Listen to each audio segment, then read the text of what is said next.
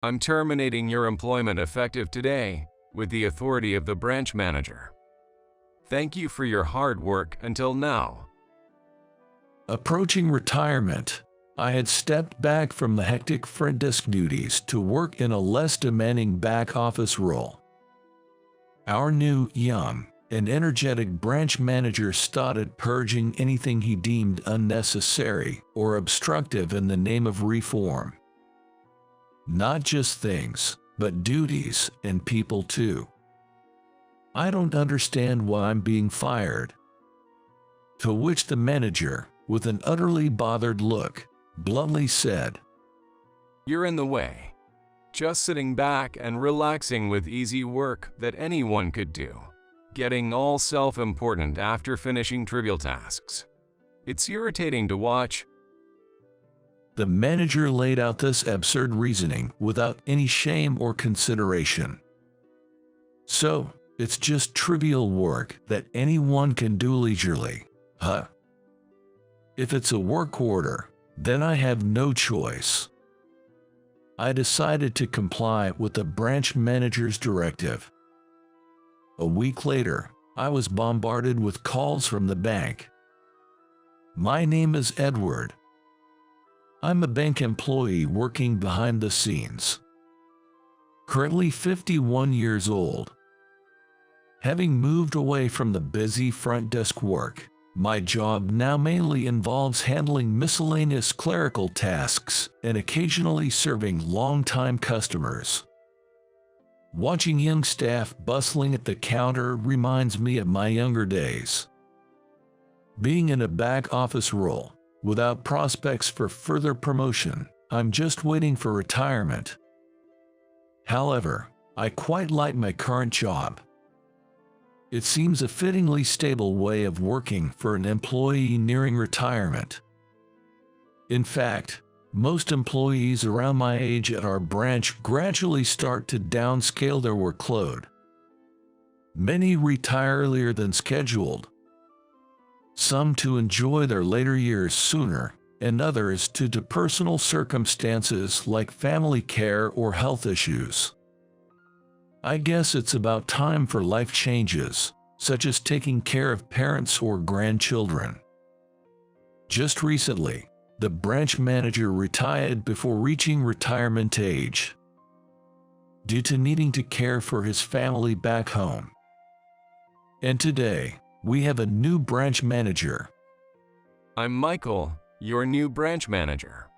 Looking forward to working with everyone. At the morning meeting, the new branch manager, Michael, greeted the staff with great energy. He appears to be about 10 years younger than me. Dressed in a crisp suit and wearing an expensive-looking watch, his eyes were gleaming with ambition. His intense gaze and aura were so dazzling that I honestly felt it would be tough to keep up with him. You there? Could you show me around the office, please? Me? Sure. I'll show you around. Thanks. Everyone else, please carry on with your work as usual. Don't mind me. Michael then started his tour with a young female employee. Let's call her Emily. Like the others, I continued with my regular tasks. Excuse me, but what task are you working on right now?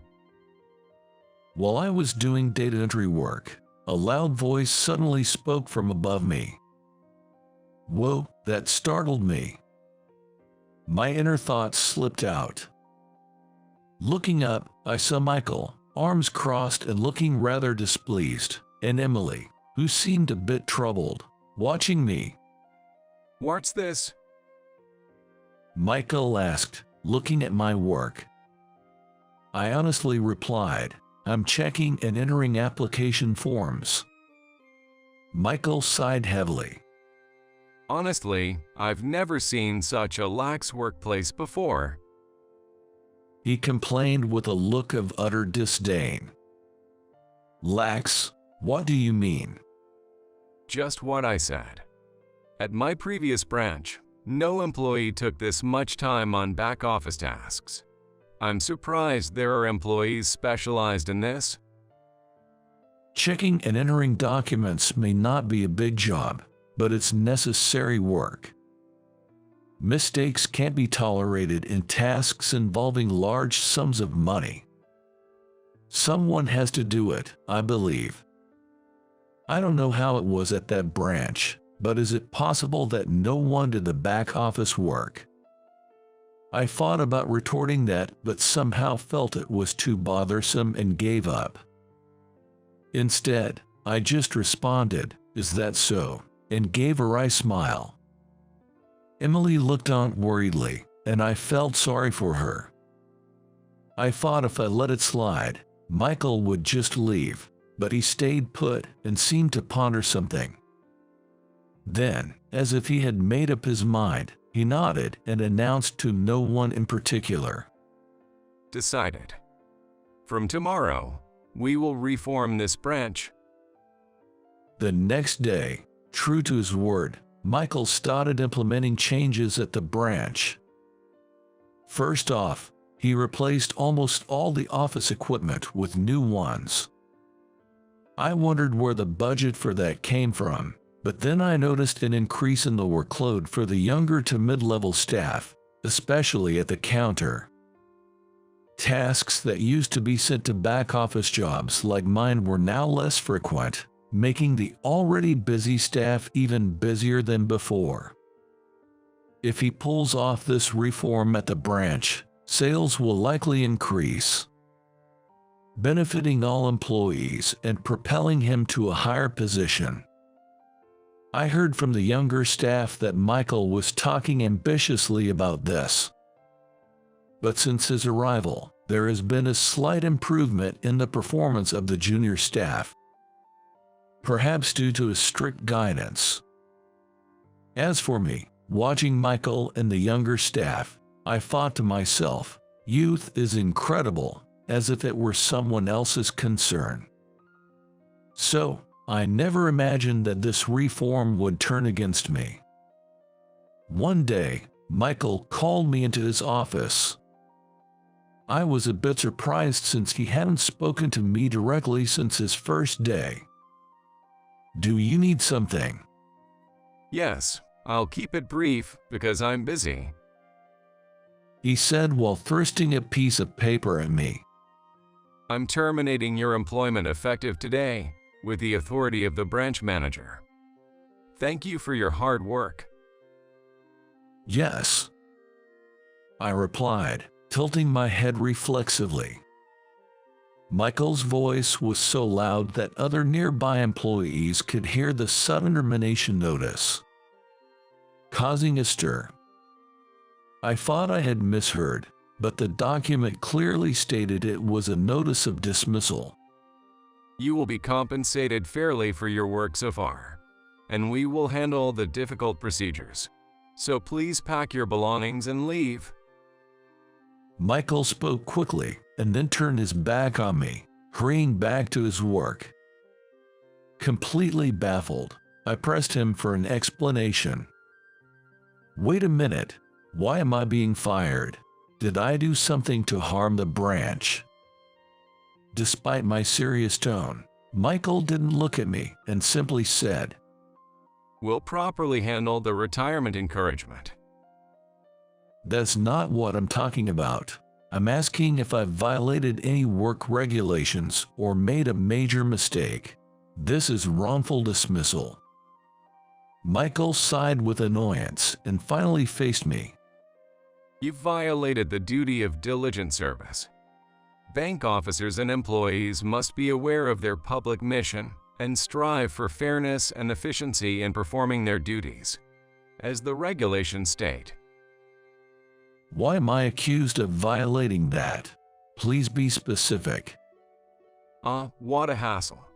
You don't try to keep up with new equipment or systems and still use outdated ones, causing delays, don't you see?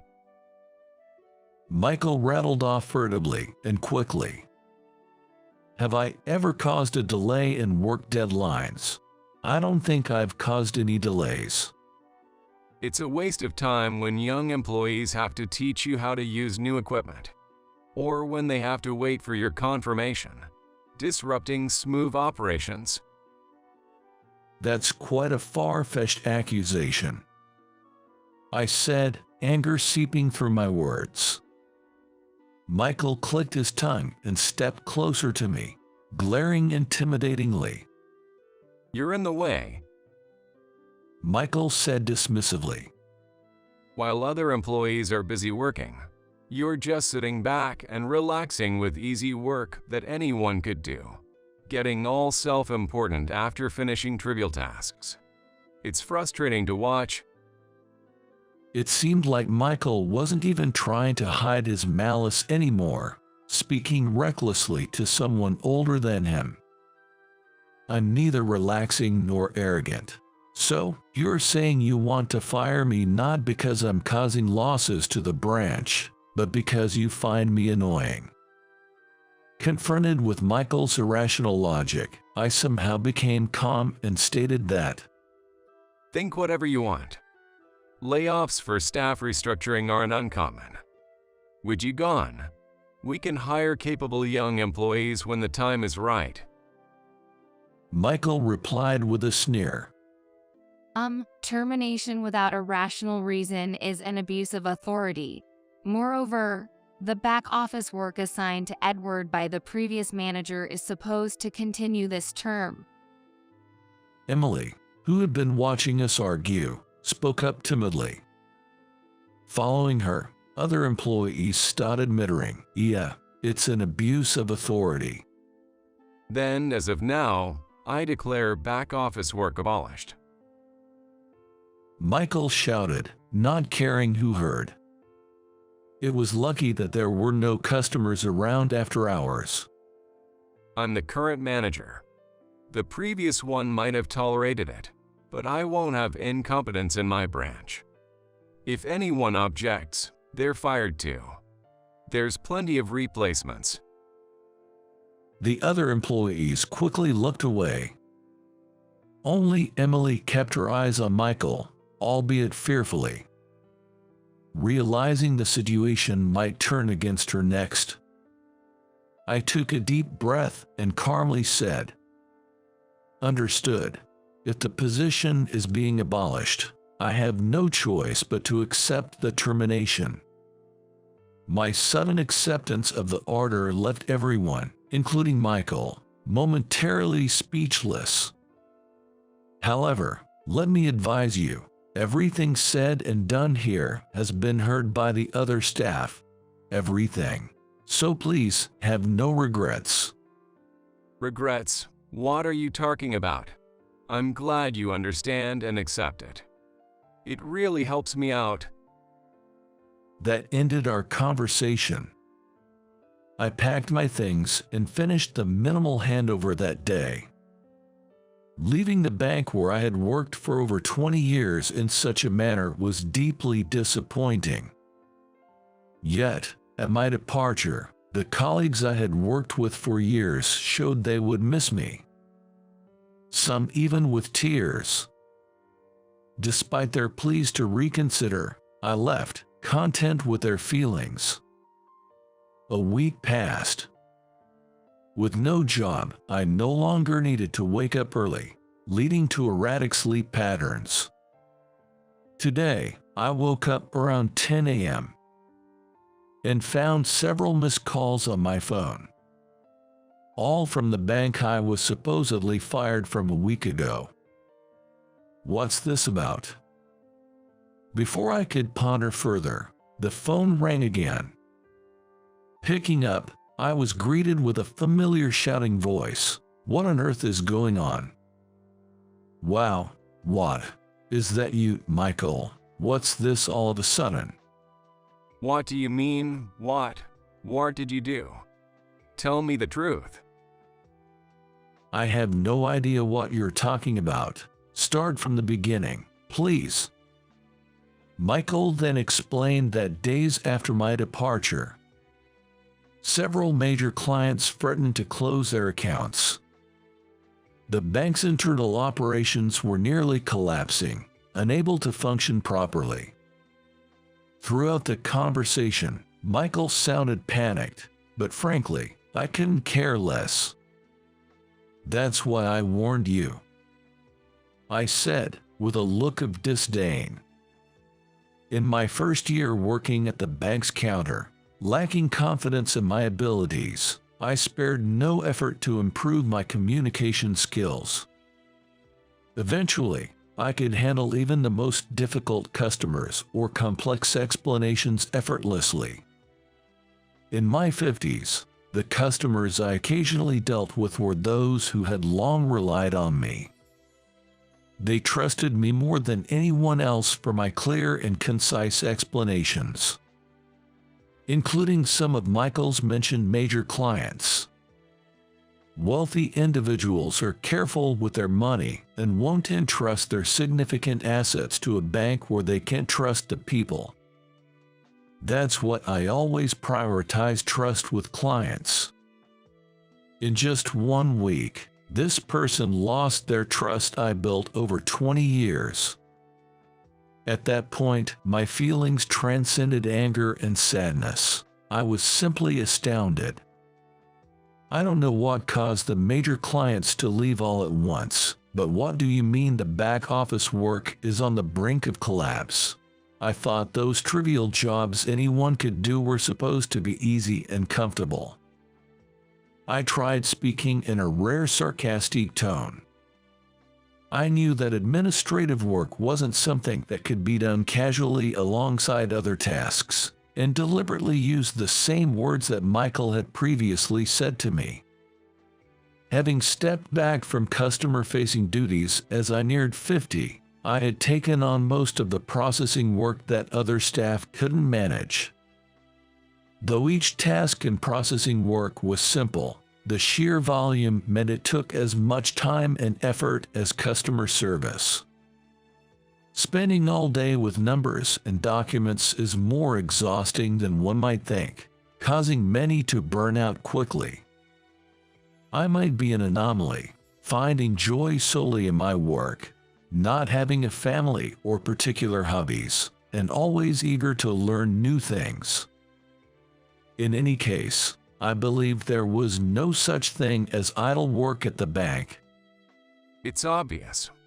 You must have bad-mouthed our branch to your clients.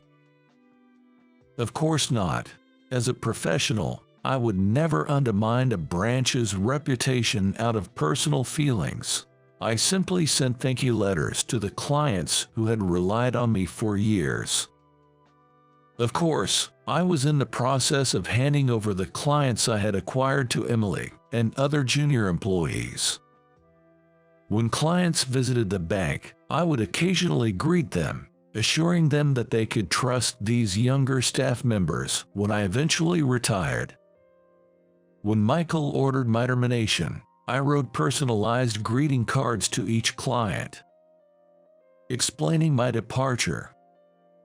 I was terminated for a logical reason, right? For neglecting my duty of diligence. I just informed and apologized to the clients. So, that's why the clients are complaining that you were treated unfairly. You shouldn't have interfered. The apologies in my letters for my supposed negligence did not violate any duty to maintain trust or confidentiality. I believe informing them of my retirement and introducing my successors was the right thing to do. It may sound inappropriate, but I was quite pleased that many clients were angry about the unfair treatment I received. They probably believed that someone like me could never have violated my professional duties. It felt like a validation of my diligent work. Come back immediately. You have to take responsibility for this mess. What are you talking about? You fired me a week ago. I'm no longer an employee there. Shouldn't you be getting back to work instead of wasting time on this pointless conversation? That termination notice was fake. You're still an employee here. Consider the last week as paid leave and come back to work immediately. His audacity knew no bounds, and he even admitted to falsifying documents. Michael's ranting, devoid of any shame, almost made me faint. "You've been quite loud. Isn't it business hours? Are you not bothering the clients?" I tried to stay calm in my response. After a pause, Michael's voice came through the phone, subdued. "Please come to the bank. I'm begging you." Later, I visited the bank as requested and was led to the manager's office, where Michael and the senior bank officials were present. Seeing Michael after a week, he looked worn out, a shadow of his former self, likely chastised by the higher-ups. The executives apologized to me, unanimously asking me to return. "I'm sorry for not meeting your expectations, but I can no longer work under a manager who commits unfair dismissal and document forgery." If the manager changes, would that resolve the issue? Before I could answer, Michael rushed over and apologized deeply. "Edward, I apologize for my rude behavior. I didn't realize you managed many major clients. Please don't let me be fired." Michael's demeanor had changed, though he was still loud. Michael, please keep your voice down. It's carrying over to the client area. As the door opened with a knock, Emily and the president of Brown Real Estate, a major client I managed, stood there. "Edward, Emily has always been under your good care."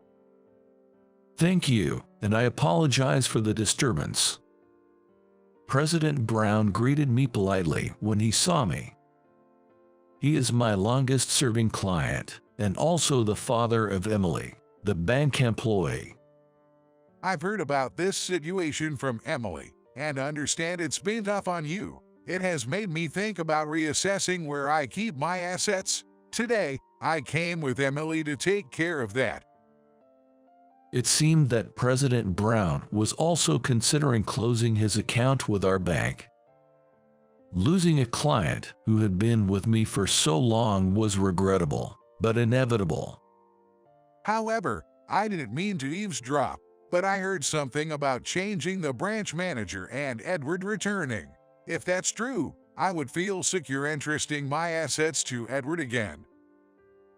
It's unclear if President Brown's words were decisive, but ultimately, Michael was promptly dismissed. He was given a genuine termination notice, and while his future was of no concern to me, I thought someone with his experience in banking wouldn't struggle to find another job. However, it didn't seem as straightforward as I thought. President Brown, holding accounts at various banks, had casually shared the details of this incident with employees at these banks. Consequently, Michael became blacklisted in the industry and was turned down for employment everywhere he went. There's no duty of confidentiality to a single customer. Emily remarked nonchalantly, which I found somewhat intimidating. I heard through the grapevine that Michael was now making ends meet through part-time jobs. I sent out greeting cards to my clients, informing them of my return to the bank. Those who had once lost trust and closed their accounts were quick to reopen them upon hearing of my reinstatement. This experience taught me the importance of proper transition and passing on responsibilities, and I am now diligently training the younger employees. Fortunately, these young staff members are highly responsible and eager to learn. Being valued and needed even after turning 50 feels incredibly rewarding. With a newfound goal of nurturing the next generation of bankers, I am enjoying my days, filled with excitement and a sense of purpose. Today was the wedding of my elite former classmate, Kevin. I was attending the reception in the grand ballroom of a luxurious hotel. Then, Kevin, seeing me, blurted out something shocking. Hey, I only invited the highly educated today, so why is there someone with low education here? His unpleasant voice echoed in the lavish wedding venue. I was invited, so I came reluctantly, but I couldn't understand why Kevin had to say something like that to me. Kevin has always looked down on me for my lower educational background. Normally, I can let it slide, but this time, I just couldn't hold back. When he finally realizes who I really am, Kevin will be brought to his knees. My name is James. I'm 30 years old. You might not guess from the current me, but I've led a slightly different life. I was born to an ordinary mother and father. My dad ran a small company, and I think we lived a relatively affluent life compared to others around us. Although my parents were busy with a business, on their days off, they would take me wherever I wanted to go, and I could do anything I wanted. Studying is important in life. It never lets you down. My dad made me study a lot when I was young. I studied hard, just as my dad told me to. Thanks to that, I succeeded in entering a prestigious elementary school and got into a private school that was integrated from elementary through high school. Just as my dad said, studying never betrayed me. The more I studied, the more knowledge I gained, and I could feel myself getting smarter, which made studying enjoyable for me. As I continued studying, I aspired to become a great business owner like my dad someday. But the happy days didn't last long. Around the time I entered middle school, my father's company began to struggle. Dad was scrambling for funds, and my mom started working multiple part-time jobs to help with the finances. When I came home from school, my parents were always exhausted. I'm going to transfer to a public middle school. That should ease our finances a bit, right? I suggested this to my parents, but they wouldn't agree. You don't need to worry about that, James. It would be a waste for someone who can study like you to go to a public school. Dad stubbornly kept me in the expensive private school. However, by the time I entered high school, it was impossible to revive my father's business, and the debt only increased. My mother desperately supported my father's business, but she reached her limit. We can't do this anymore. My mother, in tears, told my father to close the business, and he had no choice but to follow her words. A few days later, my father, with much regret, closed his company and became unemployed. My father, who had been a vigorous businessman, completely lost his vitality and fell into depression. My mother worked in his place to support our family, but all her earnings went to my private school tuition. From then on, my life changed completely. What was once normal for me, like eating whatever I wanted whenever I wanted and buying whatever I desired, became a struggle even for the next day's meals. Therefore, I immediately decided to drop out of high school and start working. At first, my parents were puzzled by my decision, but given the dire situation, they reluctantly agreed. And so, I dropped out of high school and started working at a major online retail company. Dropping out of high school was a sad decision for me, but I can still study on my own. Now, I need to work for my family. With that mindset, I began my job. It was unimaginable for me, who had been a high school student until recently, to suddenly become a working adult, but my colleagues were kind to me and we cooperated in our work. I gradually got used to this environment. My working seemed to help my parents somewhat, and I felt reassured that my decision was not wrong. Those days continued, and it had been 13 years since I entered the workforce. Time flies. Eventually, I was celebrating my 30th birthday. My colleagues said they would throw me a birthday party at a fancy restaurant, so I was walking towards that restaurant. It's a bit embarrassing, but also pleasing to be celebrated like this at 30. I was looking forward to seeing what kind of birthday party it would be. Then, I saw someone familiar walking towards me. I quickly looked down, trying not to be noticed, but he started staring intently at me. Oh no, I'm busted. Hey, isn't that James? The person who called out to me was Kevin, a former classmate of mine. The moment Kevin spoke to me, I instinctively stepped back. The reason I didn't want Kevin to notice me was because of the bitter memories from middle school. Kevin and I had been in the same elementary school. His father was the president of a major transportation company, and he lived a considerably wealthier life compared to our other classmates. His clothes were all designer brands, and the things he owned were much more expensive than what me or the other classmates had. Kevin always bragged about it to me and the others. I distanced myself from Kevin and rarely talked to him. But upon entering middle school, I ended up in the same class as Kevin. Being in the same class meant I couldn't avoid talking to him. Kevin often initiated conversations with me, but his talks were all about bragging.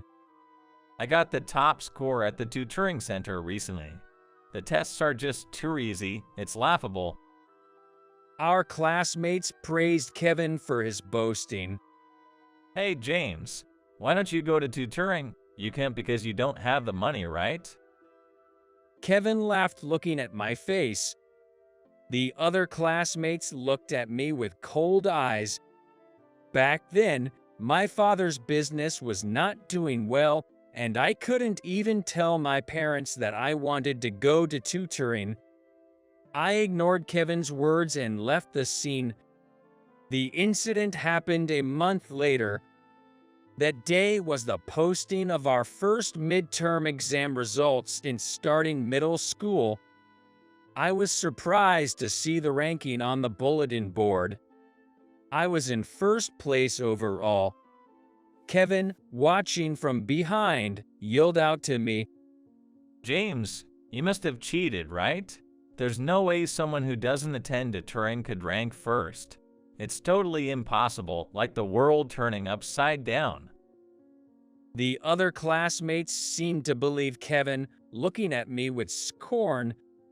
Despite not having cheated, why was I accused of such a thing? I was seething with anger. I didn't cheat. That was all I could muster in response. After that, I was labeled as a cheater in middle school, pointed at with disdain. It was all because of Kevin's baseless accusations. But there were friends who believed in me, which helped me overcome the situation. However, after several more exams, I consistently ranked top in my grade, and the number of classmates who treated me as a cheater gradually decreased. Kevin didn't like that and started to pick on me every chance he got. Even after advancing to high school, when Kevin learned I dropped out, he sneered at me. Your dad's company went bankrupt, huh? That's what happens when an incompetent person becomes a president. I almost lunged at Kevin in anger. I was held back by a classmate just in time, but I couldn't forgive him for insulting my parents. Who on earth does he think he is? So Kevin, you must be a really important person. Keep it up. I said these words sarcastically to Kevin, but he just smiled broadly, not catching the sarcasm. I left the school, passing Kevin by, thinking I would never see him again, yet here we were meeting in such a place. My luck couldn't get any worse. The cheerful mood I had earlier was gone. Haha, you never changed, do you? Still reeking of poverty. Kevin started talking to me with a mocking joy in his voice. Here we go again. I wasn't walking there just to listen to Kevin's snide remarks. You haven't changed either. I kept walking towards my destination while talking. Then Kevin kept following me. Right? I'm always smart. I'd like to share some of my intelligence with you. Kevin said that with a laugh. Does he really think he's that smart? I laughed inside. I wish you could, but I've got things to do, so I'll be going now.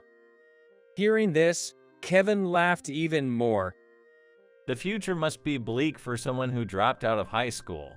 Well, it's a world that has nothing to do with me. I ignored Kevin's words and kept walking.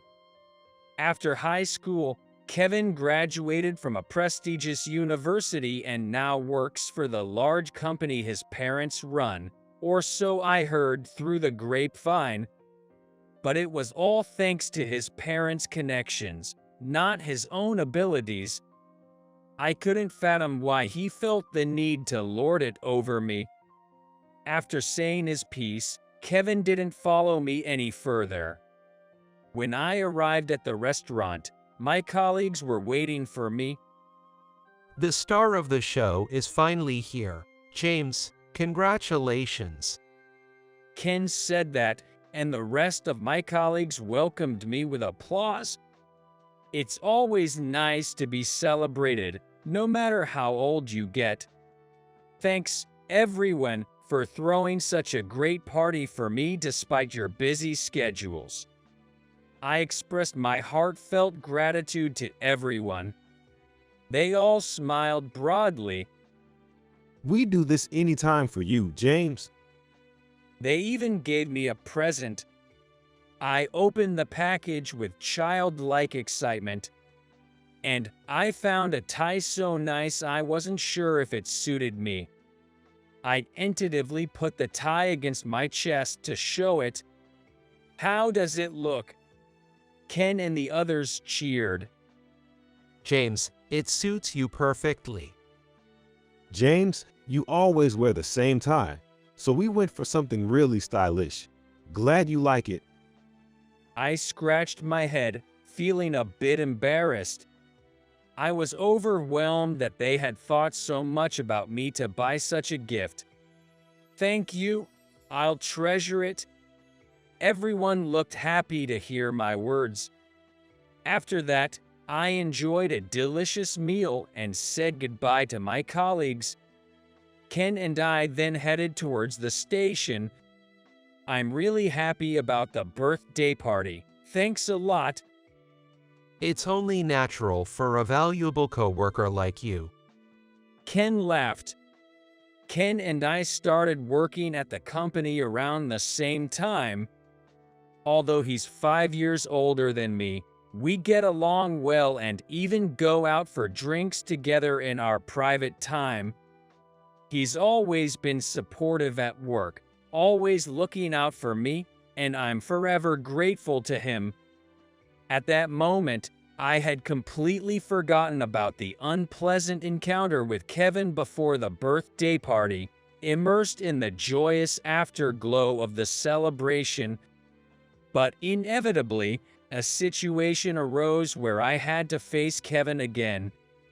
About a week after my birthday, I was sitting at my desk, working as usual, when Ken came over. Could you deliver these documents to Rainbow Logistics? Rainbow Logistics is a company our firm does business with. Ken seemed rushed, as if it was urgent. Sure, I'll go now. Really? I'm swamped with end-of-month work. You're a lifesaver.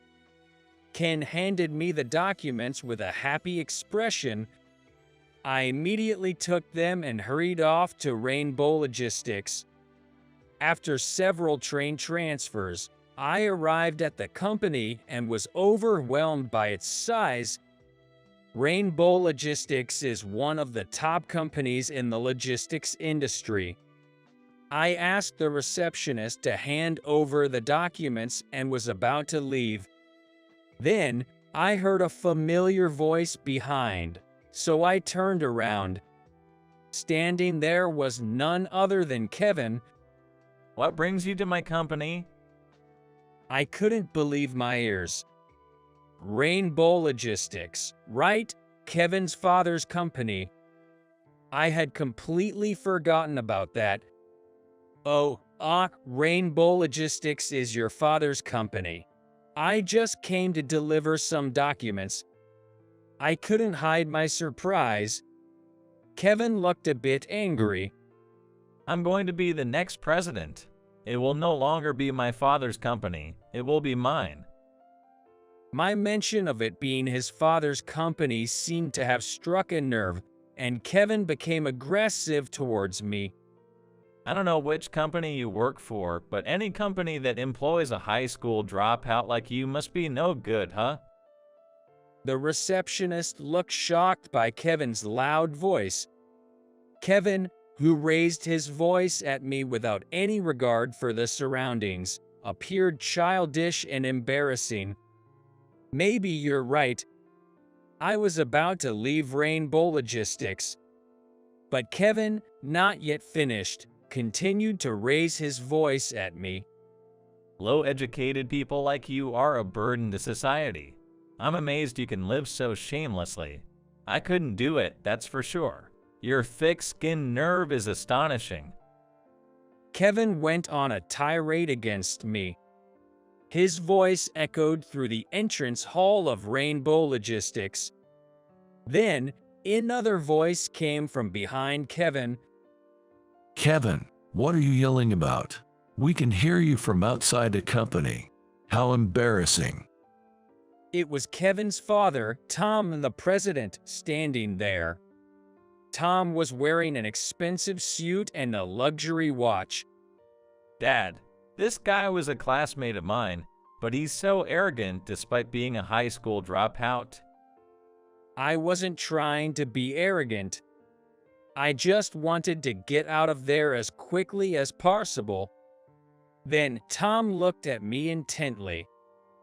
Why waste your voice on such an undereducated person? Don't raise your voice at someone like him. What if our other clients heard you? They'd be shocked. I was stunned. The idea that the president of a major corporation would use the term undereducated was unthinkable to me. You're right. It's a waste of time dealing with someone like you. What is this guy talking about? He's the one picking a fight, and it's almost laughably absurd. I couldn't hold back and retorted. I'd say the same to you. I'm busy too, so excuse me. I tried to leave the company once more, but again Kevin raised his voice at me. What do you mean by that? Hey. I left the company without paying attention to Kevin. His voice continued to echo even as I left the company.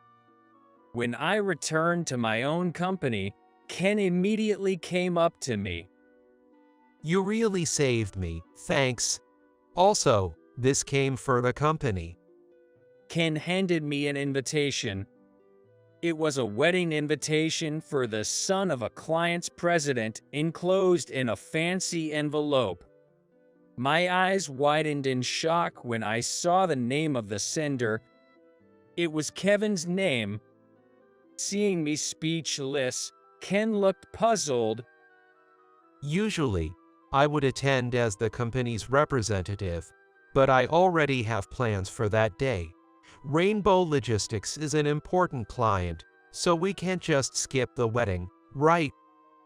It's not uncommon for us to receive wedding invitations from clients. Normally, Ken, who handles our dealings with Rainbow Logistics, would attend, but if he had other commitments, there was no helping it. I'll attend in your place.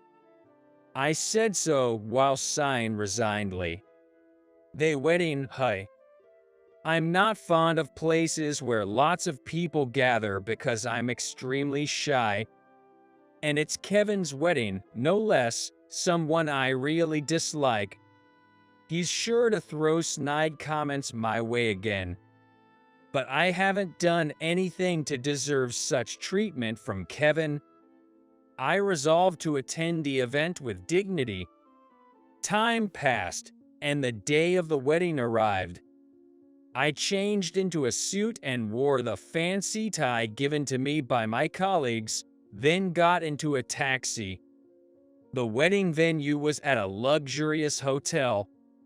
Arriving at the high-end hotel, I saw a line of luxury cars, and people likely attending Kevin's wedding reception were getting out of them.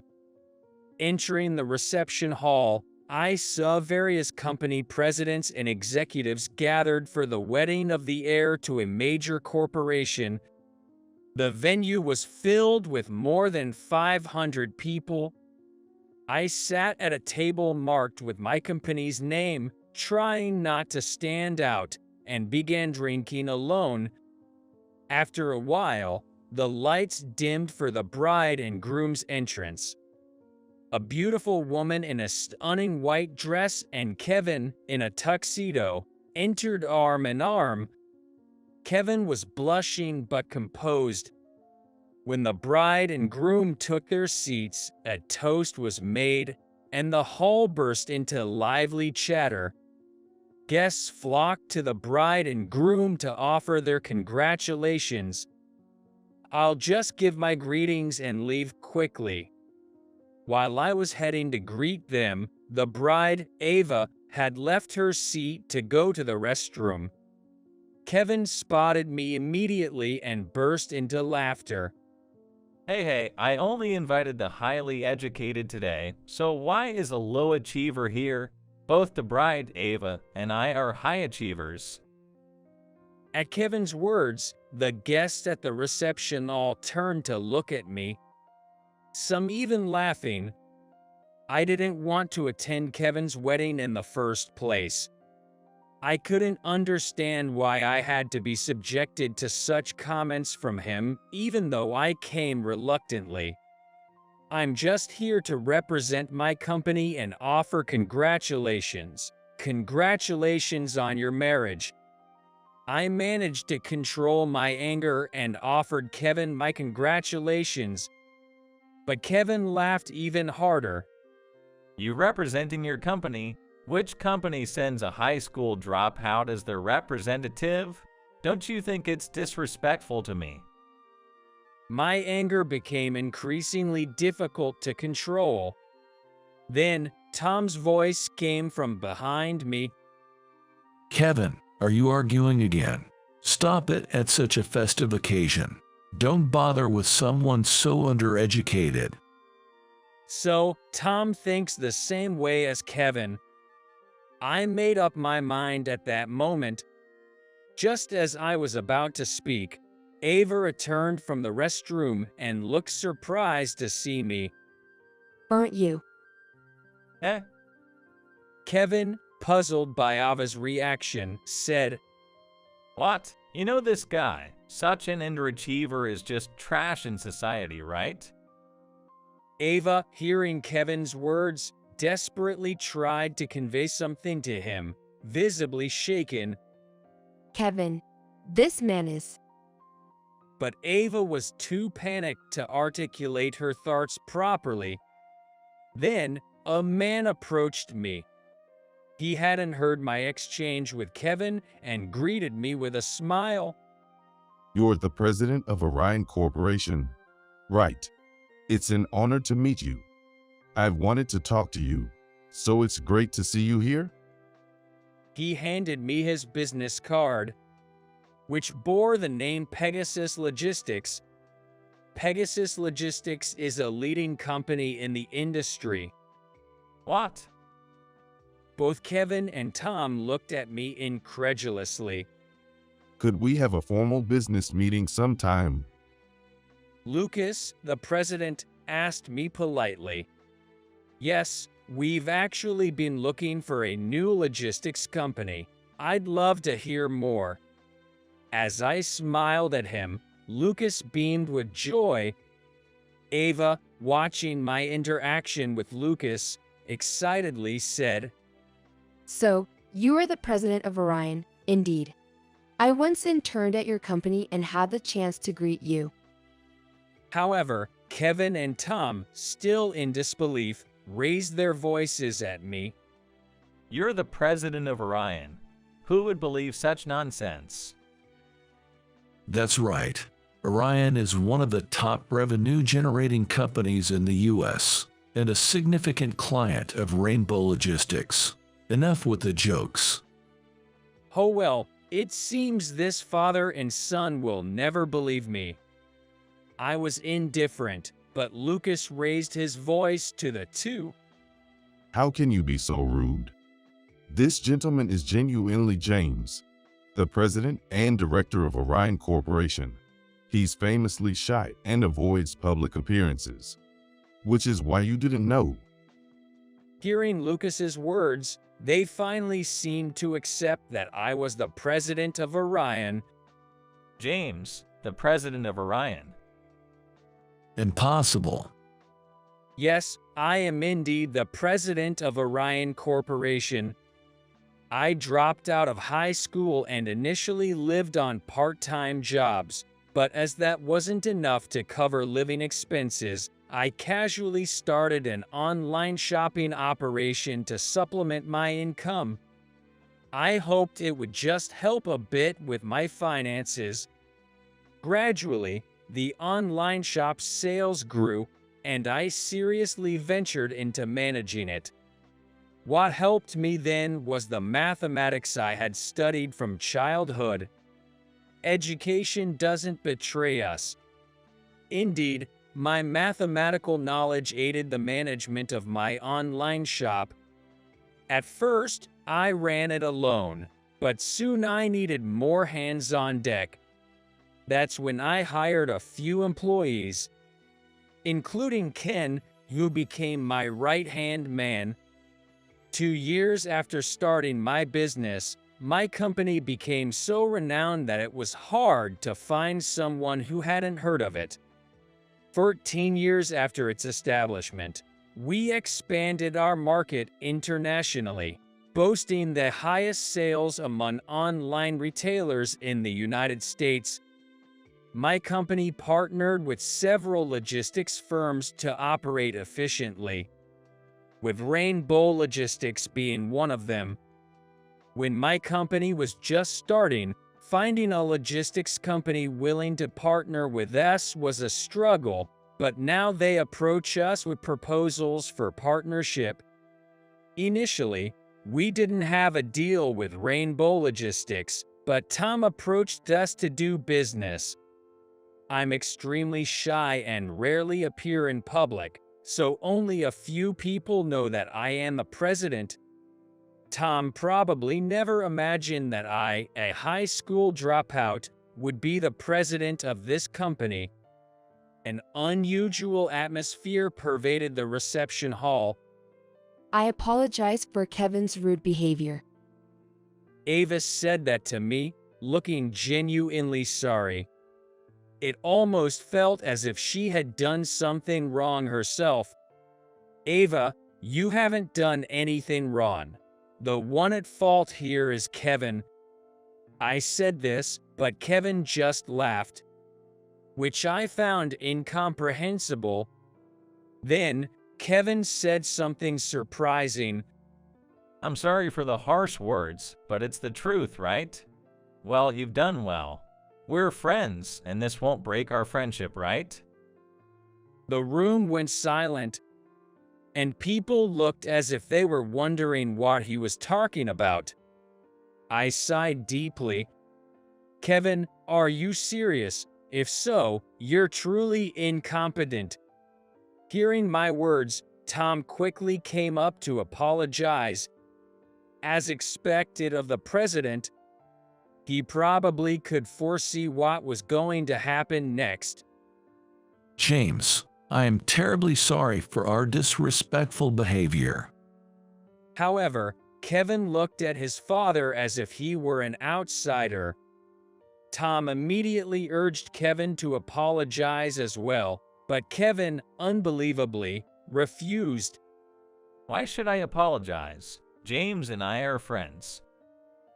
I was speechless at his delusion. Kevin still says such things even now. He needs a reality check. Kevin, unfortunately, I have never once considered you a friend. Friendship means treating each other with respect, not looking down on one another, and supporting each other through tough times. Have you ever done that for me? Kevin, slightly shaken, retorted, Well, I was young and maybe didn't realize it, but now I consider you a friend. I was astonished. Tom continued to apologize profusely. We're not friends or anything. I took a deep breath and then called Ken.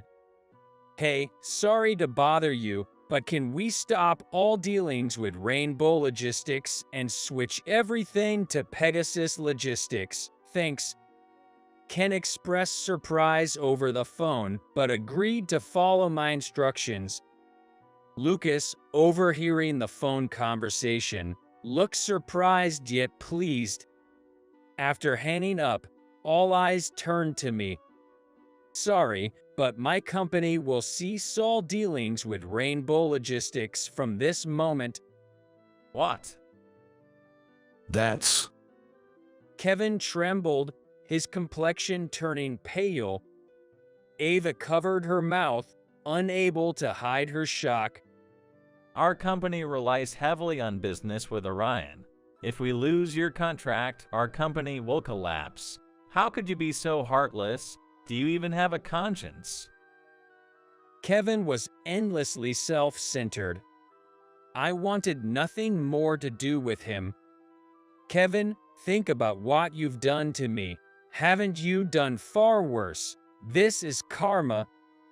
The wedding guests looked on in astonishment, while Kevin found no words to retort and fell silent.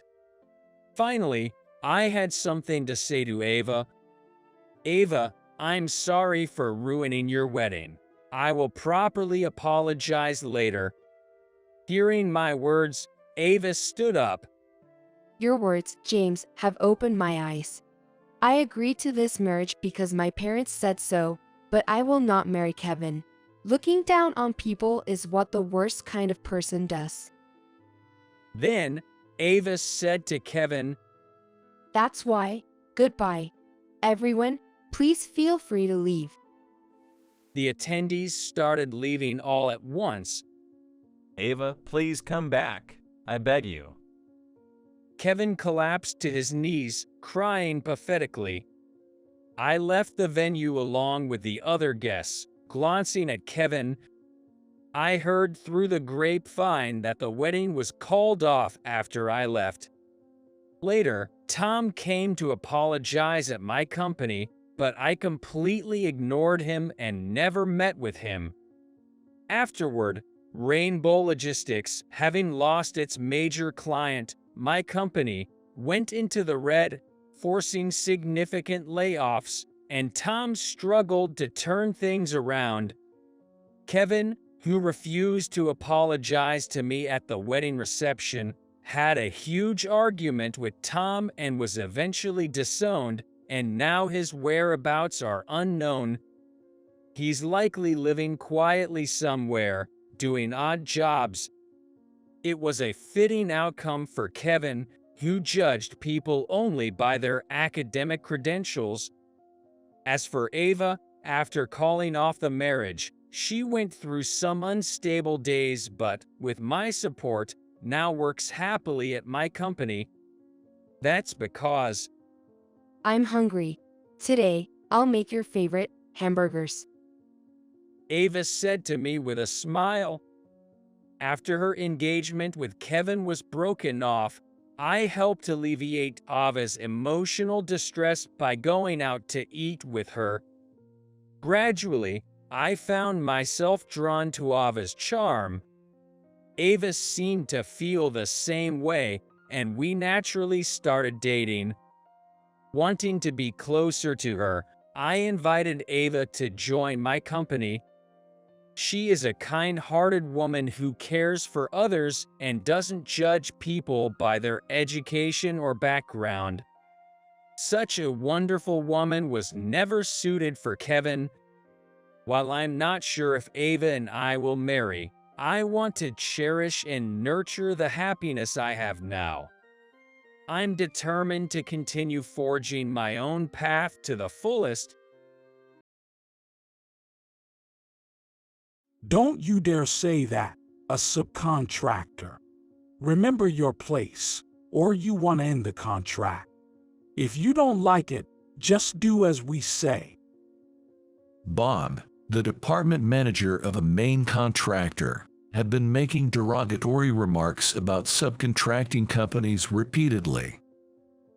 I couldn't bear his threatening comments anymore, especially after he had been giving us unreasonable demands. So I quietly told Bob, "Yes, we will break off the contract today."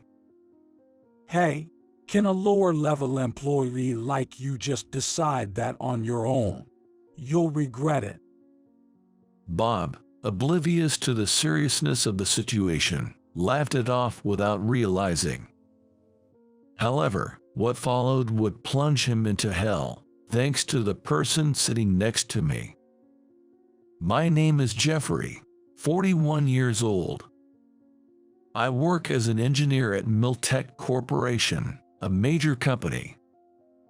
Miltech specializes in specialty construction for civil engineering and construction projects. Our main job is to undertake maintenance work ordered by the main contractor, a general contractor.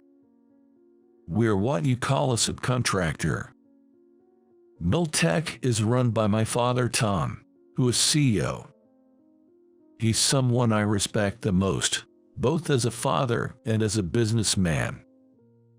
He's the one who has greatly expanded this company, which used to be a typical subcontractor in the construction industry. With over 2,000 employees and annual sales exceeding $18 billion, Miltech has become a major corporation thanks to his charisma and management skills. It's also the result of his dedication to employee education and technical training, in line with his desire for employees to value highly their field work and become a team of professional technicians. Nowadays, there's no one in the HVAC field who can match Miltech's expertise. We've achieved significant results in research and development of facility systems, and in industrial HVAC business. There are some construction works that only our company can handle, such as our unique cleanroom technology. In the industry, there are many young executives who admire Tom's achievements and respect him as a mentor. Tom is currently 69 years old. He seems to be considering the succession to the next generation soon. You've always loved this job, so I'm not worried. What's left is whether you're ready to step away from the field and take on the role of president. Tom often says this, showing an attitude of waiting for my determination.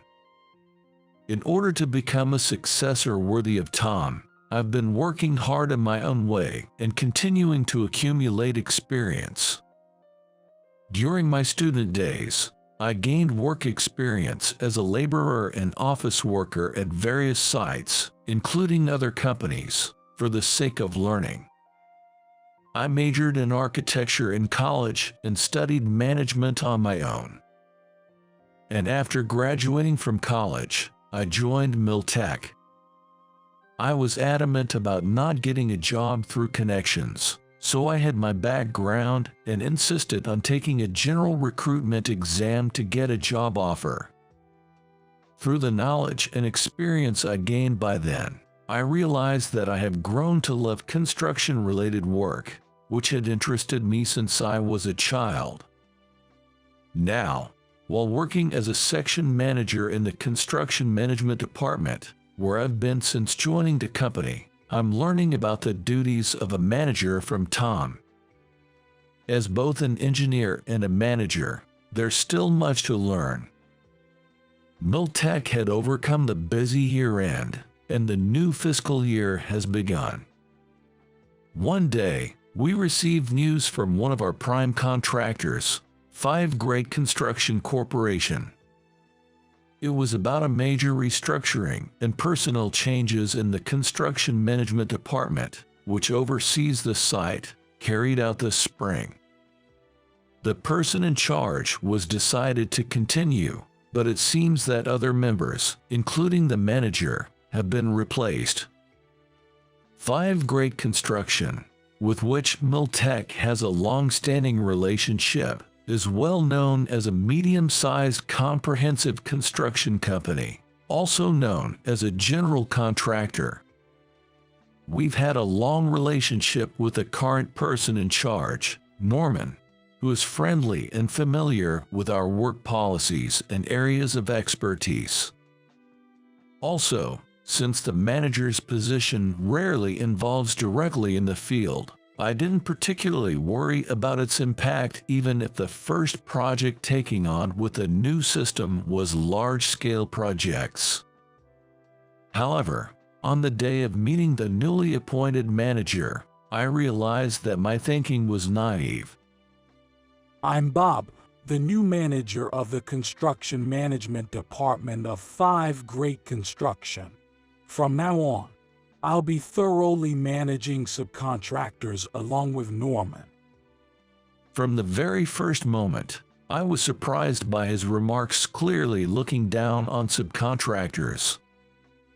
Bob is 45 and gave me the first impression of being arrogant and confident.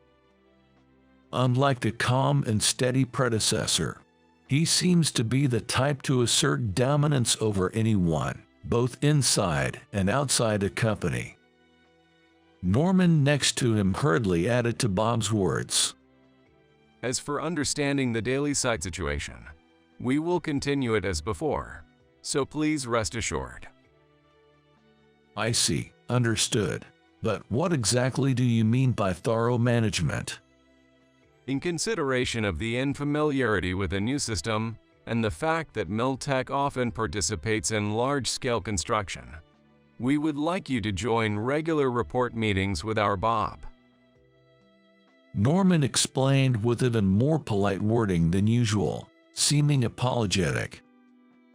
I couldn't keep up with the situation, but I was about to open my mouth out of awkwardness. However, before I could respond, Bob raised his voice loudly. You just tell him to come once a month after the request is made. Why are you looking so guilty to subcontractors? You're pathetic. You're tarnishing the reputation of 5 Great Construction. Be more confident. Well, I'm in a position to make the request, so we've always been grateful to Miltech for their support. We're the ones who are supporting them. Subcontractors wouldn't be able to get jobs without us giving jobs to them. His words angered me. But seeing Norman repeatedly looking at me apologetically, I felt sorry for him and couldn't say anything. Bob seemed oblivious to everyone but himself and continued lecturing in front of us. It's because you act so weak that subcontractors take advantage of you. I told you to make the power dynamics clear, didn't I? That's why my thorough management is necessary. His words, delivered with a smug look, were full of confidence. Norman shrank back, finally unable to say anything. Seeing the oppressive relationship between the two, I realized that the road ahead would be challenging. It seems it will take time for everyone to get accustomed to this new system, especially to establish a good relationship with Bob. I was hoping to take things slowly and build relationships gradually if possible. But things didn't go as planned. Next month, I received an urgent request from 5 Great Construction. It was a project related to constructing a research facility requiring special equipment. This time, Miltech would be responsible for the general HVAC construction work involved in the large-scale construction. In addition to Miltech, other subcontractors and craftsmen would be involved as secondary recipients to handle other facility construction tasks, making it a multi-party engagement. With tight deadlines and many people involved, management would be even more challenging. Delays and issues were inevitable.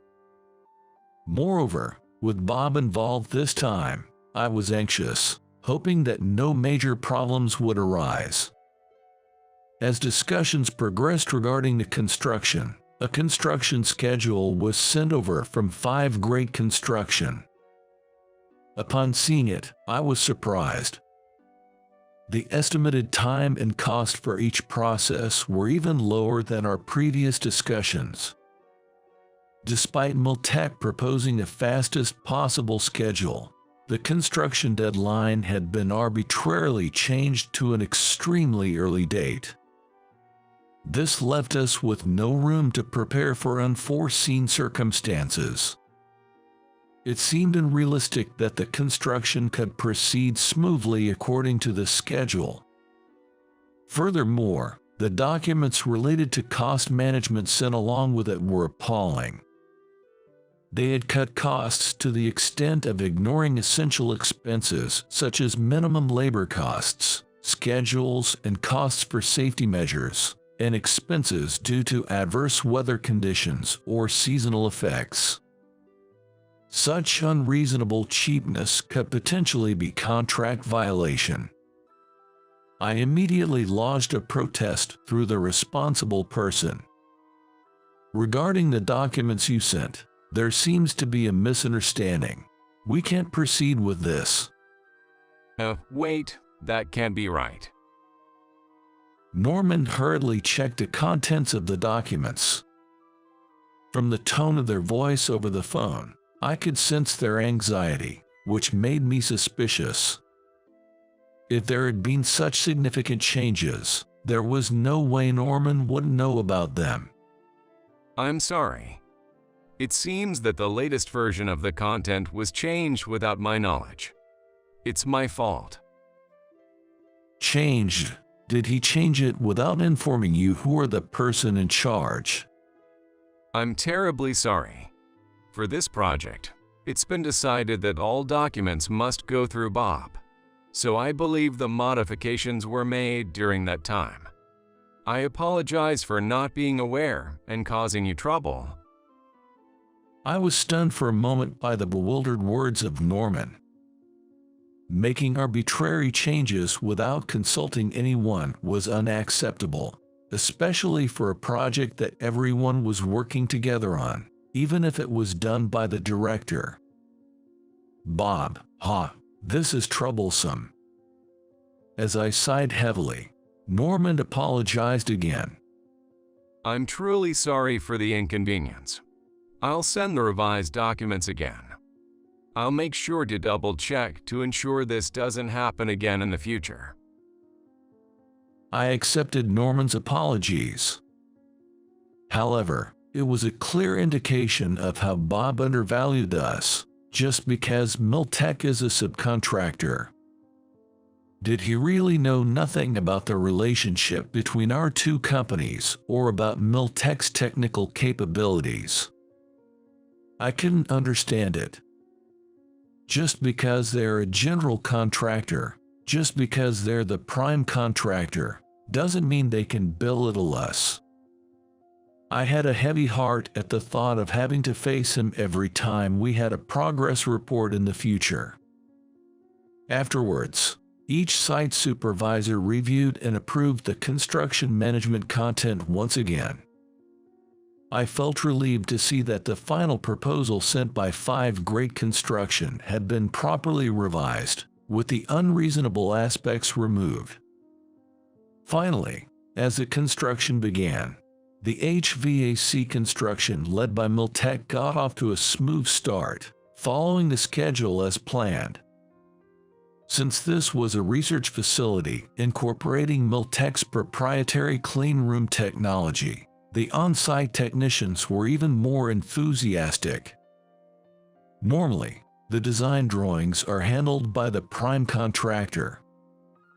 However, this time, the design drawings for the HVAC were entrusted to Miltech.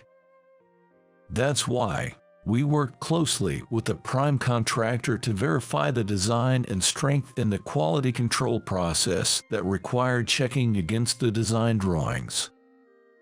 With the work progressing smoothly, I was confident that it would undoubtedly become a state-of-the-art research facility.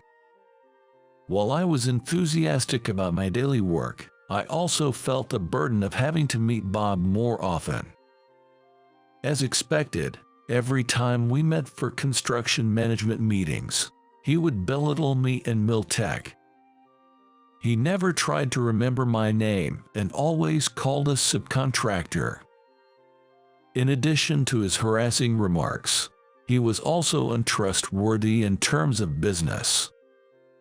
He frequently changed his stance, just like when he unilaterally changed the deadline and cost before construction began, so I always had to be careful. I tried to keep the communication through Norman as much as possible or in written form to have a record.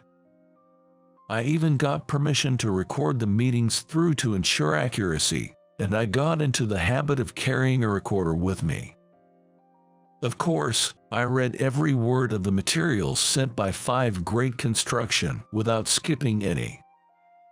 I remained vigilant on the site and maintained the same level of focus during desk work and meetings. I could feel the tension mounting, and the team, including myself, was rapidly becoming exhausted. It was time to change our approach if we wanted to see this large-scale project through to the end. One day, as I returned from the site, I hurriedly prepared to head to 5 Great Construction. Then, I spoke to the subordinates around me. "Hey, everyone, I've decided to handle the afternoon report to 5 Great Construction alone, so could you all cooperate and continue with the other tasks?" But you shouldn't go alone. I'll go too. I shook my head at the offer.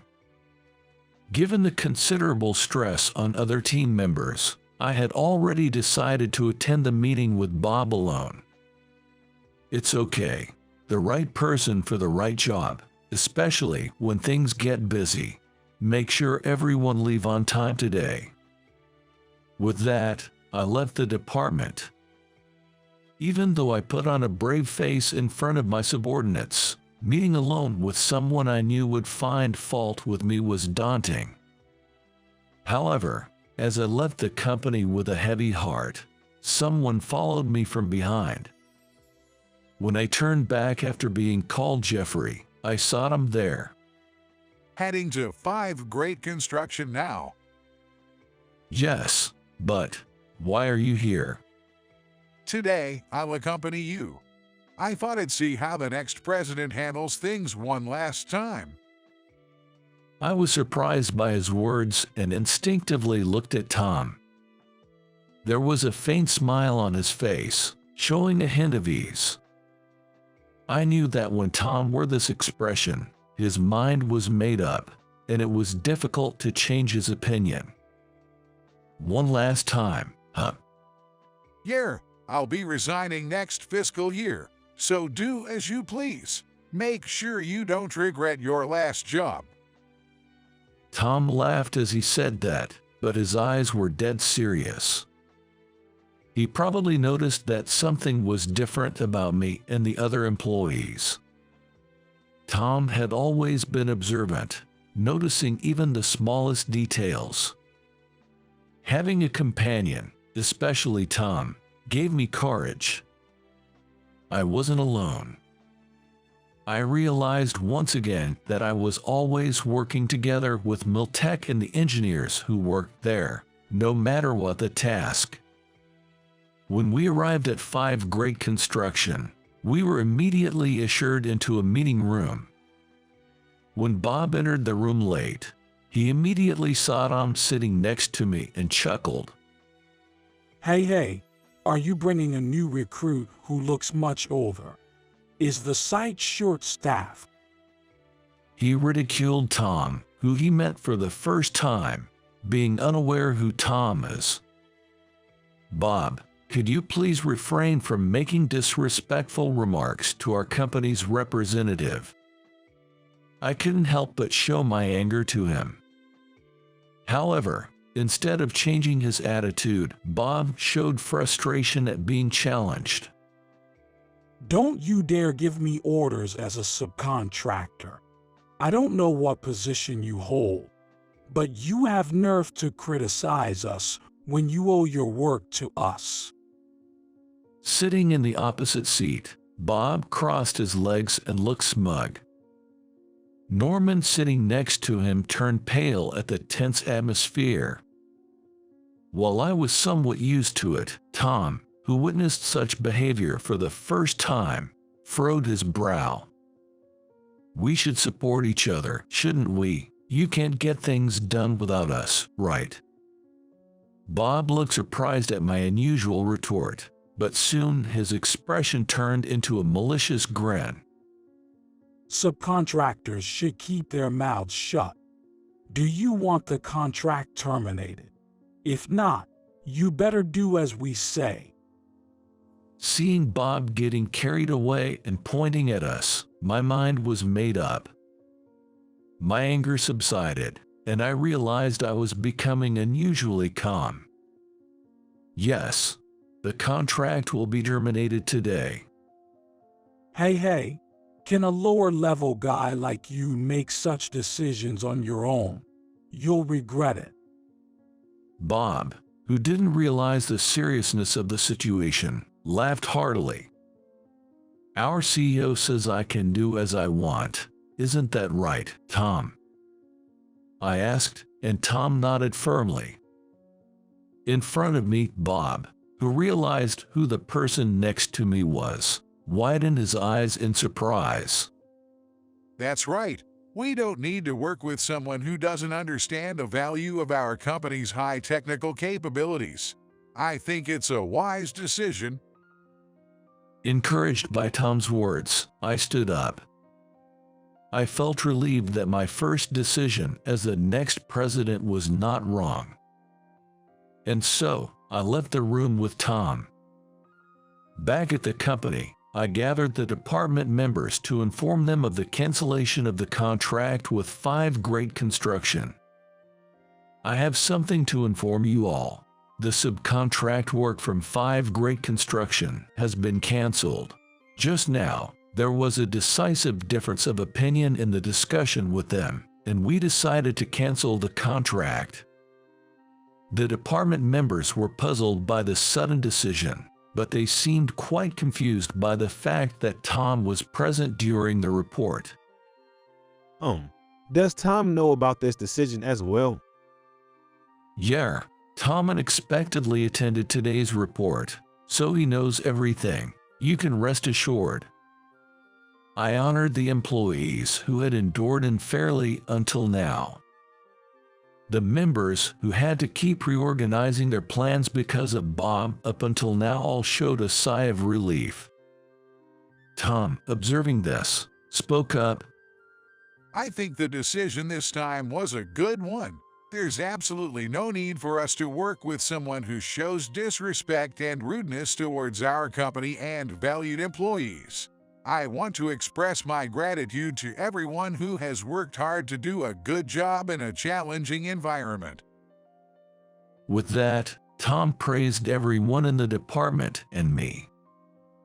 Then, Tom hinted at reassessing the future relationship with 5 Great Construction. It seems we need to reconsider our relationship with 5 Great Construction. I'll make sure to inform all relevant parties about this matter. With those words, it was clear that Tom was quite angry about this incident. With Tom's connections, it would be easy to make 5 Great Construction's work difficult. The industry that supports the site seems vast, but is actually quite small. So far, it has been a good business partner, but when 5 Great Construction has become a company where Bob's way of thinking works, Miltech will not take on any more work from them in the future. Then, we agreed to proceed with the necessary procedures, such as preparing documents regarding the termination of the contract. By informing the subcontractors and craftsmen who had been subcontracted by Miltech, the on-site work for air conditioning installation was completely halted the next day. The workplace gradually returned to its cheerful atmosphere as it was before. 3 days after the construction was halted, a representative from 5 Great Construction called. Jeffrey, please. Please reconsider terminating the contract. Unfortunately, but our opinion remains unchanged. As I clearly stated that, Norman begged me. After hearing about Miltech's contract termination, we've received numerous calls from other companies in the past few days, and contracts are being terminated one after another. At this rate, according to Norman, it seems that even the companies subcontracted for electrical, sanitary, and fire equipment installations are offering contract terminations one after another. The mentioned companies are all partners that Miltech has met countless times on site and has built a good relationship with. Also, Tom's connections, which have been used for talent development and entrepreneurship support, are also closely related. Many of the businesses involved with the entrepreneurs Tom has taken care of seem to be planning to withdraw from working with 5 Great Construction if Miltech terminates its contract. There's nothing we can do. Besides, you're asking the wrong party to reconsider. Excuse me. The voice desperately trying to stop me on the phone didn't stop, but I hung up anyway.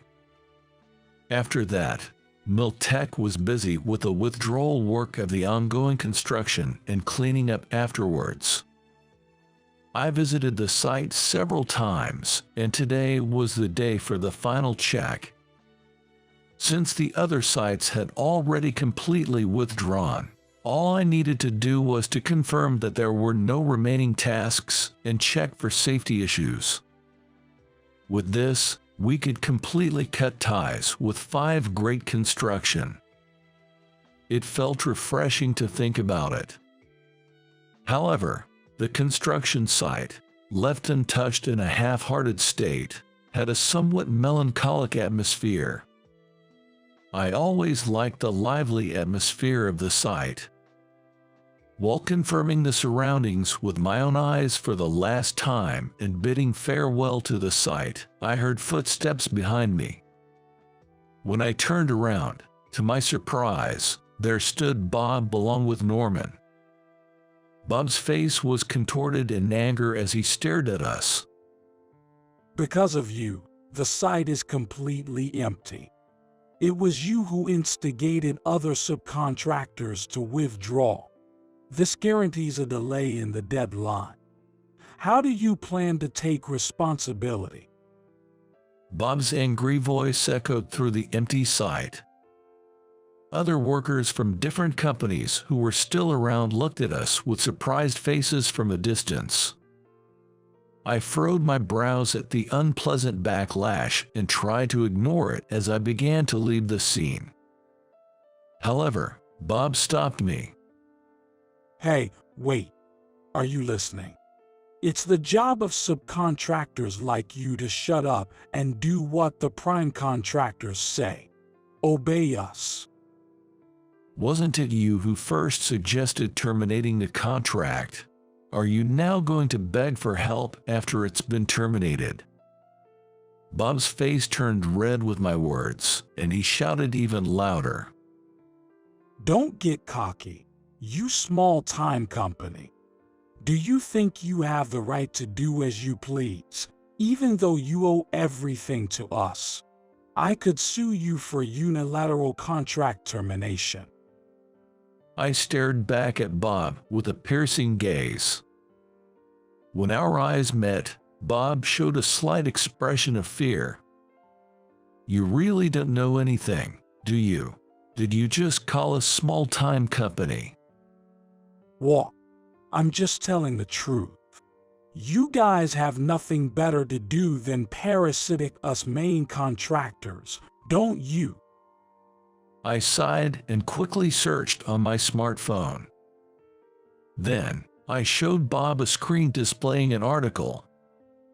Even though we're subcontractors, our company, a major one, had a sales of over $18 billion last fiscal year. Meanwhile, 5 Great Construction, a mid-sized general contractor, had sales of about $15 billion. This kind of information is available to anyone who bothers to look it up. What? That can't be true. Bob stared intently at the screen, trembling with upset. If our company is a small business, how about yours? Before labeling us as a lower level just because we're a subcontractor, perhaps you should learn more about your own company if you're going to claim to be in management. Not even properly understanding the companies you do business with. It's truly astounding. As I tried to leave after saying that, Bob, who lost his temper, attempted to grab at me. However, he was desperately restrained by the pale-faced Norman who was standing next to him. Meanwhile, I captured Bob's rampage on my smartphone, shouting abuse while being held down. Hey, wait, what are you filming? It's evidence. By the way, I'm also recording the conversation here. You mentioned suing us for unilateral contract termination, but I think it would be better to drop that idea. We have all the evidence we need. After giving this warning, I finally left the site. The following week, when I arrived at the office one morning, I noticed that there was a commotion in the department. As I entered the room, everyone was gathered around a desk, looking at something intently and discussing it seriously. Good morning. What's going on? Is something wrong? I asked my members, who looked flustered and turned to face me. Jeffrey, take a look at this. It's a video anonymously posted on the internet late last night. This isn't it, Bob? I watched at the monitor one of my members pointed at. It showed a short video capturing the altercation between Bob and someone else that happened the last time I visited the site. Although I wasn't in the footage, it showed Bob yelling at someone before being restrained by staff and shouting, all while being filmed. The video, though it was poor quality, likely taken from a distance, had spread on social media along with 5 Great Construction's hashtag. The number of reactions was considerable, and it seemed the PR department of 5 Great Construction alone couldn't settle down the situation, considering multiple copies were already circulating. This couldn't have been captured by anyone unrelated. There weren't that many people at the site at that time. Probably, he must have behaved badly not only at our company, but also elsewhere, earning himself some enemies. Soon after, it was picked up by online news, and 5 great construction stocks plummeted. Termination of contracts with their subcontractors continued, and the reputation of 5 great construction plummeted with spreading the video even in already challenging times. Unable to quickly settle down the situation, they were forced to halt operations at several construction sites. Moreover, sparked by the video, disclosures exposing their past treatment of subcontractors and methods of harassment continued thereafter. Thus, 5 Great Construction found itself in a situation where they hold a press conference. Later on, there was contact from 5 Great Construction to Miltech. They expressed a desire for a personal apology regarding Bob's actions. Though it seemed like part of formal meeting to various companies, given the long-standing relationship with Miltech, it wasn't easy to decline outright. Despite initially politely refusing, they insisted on contacting until they get permission. So reluctantly, we agreed. On the day of the meeting, besides the usual faces of Bob and Norman, even executives from 5 Great Construction showed up. It was rare for 5 Great Construction employees to visit Miltech, as we were usually the ones to go there. As I and other staff entered the reception room, they all stood up in unison. We sincerely apologize for this occasion. Among them, Bob looked away enough to stand out negatively. He couldn't conceal his dissatisfaction. And when our eyes met, he even glared at us with anger in his eyes. Bob deeply regrets the inappropriate remarks in the video. Come on, say something. I retract the inappropriate remarks. I'm terribly sorry. With his insincere way of apology, he didn't seem like he truly regret. Retract what? That subcontractors are parasites on contractors, or that our company was insulted as a small enterprise, or perhaps the way our president was treated as an old man. Is that it? Except for Bob, others seemed uneasy upon hearing unfamiliar content. Yes, all of that. I didn't know that the project we commissioned required Miltech's unique clean room technology. We'll improve our attitude in the future, so please consider giving us work again. His way of speaking, of just reading a script, left me sighing in disappointment. In other words, you mean if it's not our unique technology, and you can ask someone else, you'll behave the same way to our company again, don't you? Our company don't want to work with those who belittle our engineers and our site, ever. Bob, who had been enduring until then, showed a visible vein throbbing on his temple. Shut up. Acting all high and mighty as a mere section chief. You're so obsessed with our company. Do you think you became a president or something? As Bob erupted in anger, the 5 Great Construction employees were unsettled. Despite their efforts to calm things down, I responded regardless. Well, actually, it's been decided that I'll take over as president from next fiscal year, so your understanding is correct. Everyone present was surprised and speechless. Among Miltech employees, not many know that I'm the son of Tom. You are the next president. No, wait, really? Either way, as long as you are here, we won't work with 5 Great Construction. Remember, we can sue you for serious contract violations or defamation. The final words were directed towards the visibly shrinking executives. Realizing his own job was on the line, Bob desperately clung to me as I stood to leave. Wait, I'm sorry. I apologize. Please, I beg you, forgive me. Apologies are worthless if they are just lip service. It would be nice if losing your job was the only consequence for everything you've done, I said, shaking off Bob's arm, and left the reception room. In the hallway, I could hear Bob's crying and screaming all along. Reports of various damages continued to come in against Bob, both from within and outside the company. It seemed he didn't hesitate to resort to quite nefarious deeds, even within the company, all in the pursuit of advancement. There were some employees who tearfully resigned from 5 Great Construction under pressure from Bob.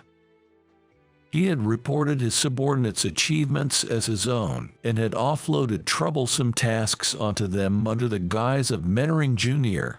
It seemed he had been doing whatever it takes to achieve results on his way to becoming a department head.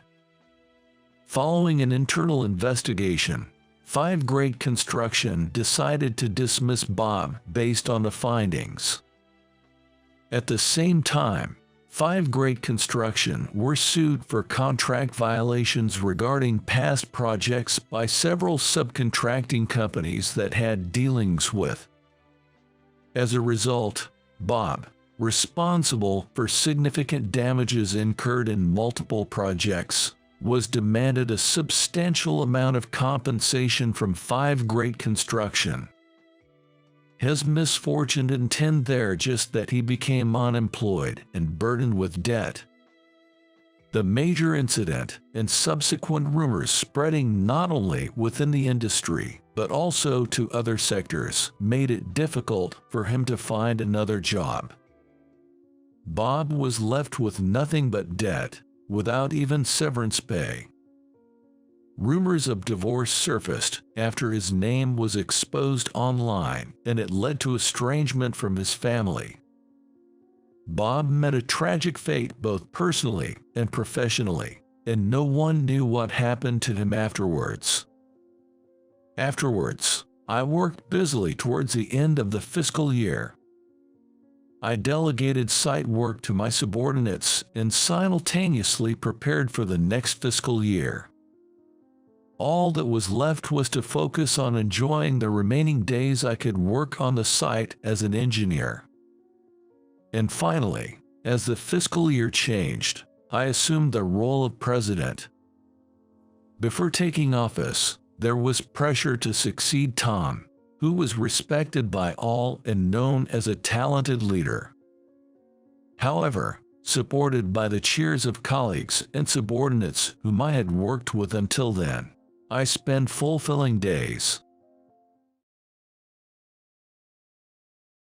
Deceived by the executives, my manager, Emily, left the company without me. What's going on with you two? The smirking Mike, the director who framed Emily, seemed pleased. Seeing his grin brought back the rage I felt when he said it was good that Emily resigned. How can you trivialize someone's life like that? Emily has dedicated over 15 years to this company. Lost and without a goal in life, Emily was the one who saved me. I could never forgive the person who betrayed her.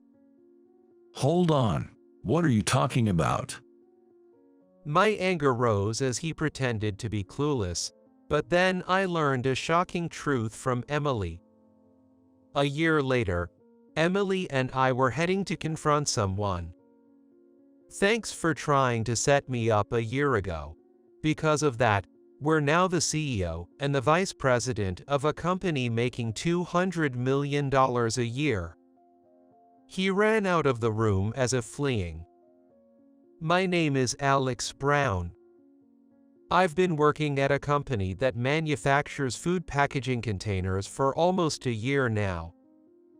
I had been helping out with the family business for over 10 years after graduating high school, but it turned out that the employees preferred me over my brother, who was supposed to become the president.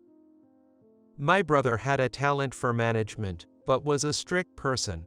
Unlike me, who would flexibly handle any trouble, he would seek to thoroughly investigate the causes. This led to him being unpopular among the younger employees and part-timers. Eventually, factions formed within the company, one supporting me for president and another supporting my brother. To avoid causing a split, I resigned. I had thought I would help out with a family business for life, so suddenly losing that goal left me at a loss. The company that hired me then was a godsend, especially my manager, Emily Johnson. She gave me a new purpose. Hey, aren't you Alex? The reason Emily and I got close was because of a chance encounter at a local bar. After moving to the city to get away from my family, including my brother, I started bar hopping daily to relieve the stress of unfamiliar life. In my search for new places, I ended up at Emily's favorite bar. Emily, what are you doing here? That's my line. Do you live around here? Yes. Do you live in this area too, Emily? Yes. I've lived in the same place since college. I can't tell you exactly how long, though. It would give away my age. Emily was quite drunk and eventually revealed she was 3 years older than me, at 38. From then on, I met her at that bar multiple times. I just wanted her to hear me out, so I took the initiative and went to meet her. It wasn't romantic feelings, but rather her being a bright and good listener that made me, as her subordinate, rely on her. I could sleep comfortably on the nights she listened to me. This motivated me to work hard in order to repay her kindness, making my job enjoyable. Though we were a man and a woman, I had decided to stop going to the bar if she ever seemed uncomfortable, but far from being bothered, she started confiding in me about her personal issues. I feel bad saying this to you, Alex, since you're new, but there's someone persistently bothering me. What should I do? She talked about someone who kept confessing to her and wouldn't give up despite her rejections, continuing to approach her. She even mentioned that this person seemed to know where she went on her days off, which made me feel it wasn't safe for her to walk alone at night. So, I started walking Emily home after work, and our relationship as manager and subordinate deepened. I thought this would go on forever, but then suddenly, Emily disappeared.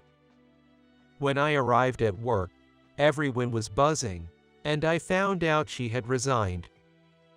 Everyone was clueless, but since we were close, they thought I knew why she left and kept asking, why did she quit? When I said I didn't know, they looked at me with pity. Emily must be relieved. Good for her. Her absence was painful. She had been a mental support, and I couldn't focus on work that day. So, when Mike, the director, said that, I couldn't help but snap. Good. How can you say that? Why are you mad? You must feel the same. What? No way, I'd think it's good she's gone. I looked ready to lash out at Mike, so my colleagues dragged me to the break room.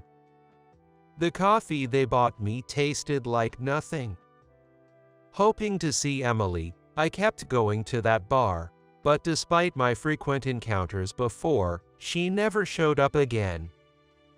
Maybe I had become like the man Emily mentioned, a nuisance to her. If so, continuing to work there felt wrong to her. A month after Emily quit, I resigned. I'm disappointed in you. Mike said something else, but it just went in one ear and out the other. I don't care anymore. Post-resignation, I spent my days listlessly, unable to muster the energy to job hunt.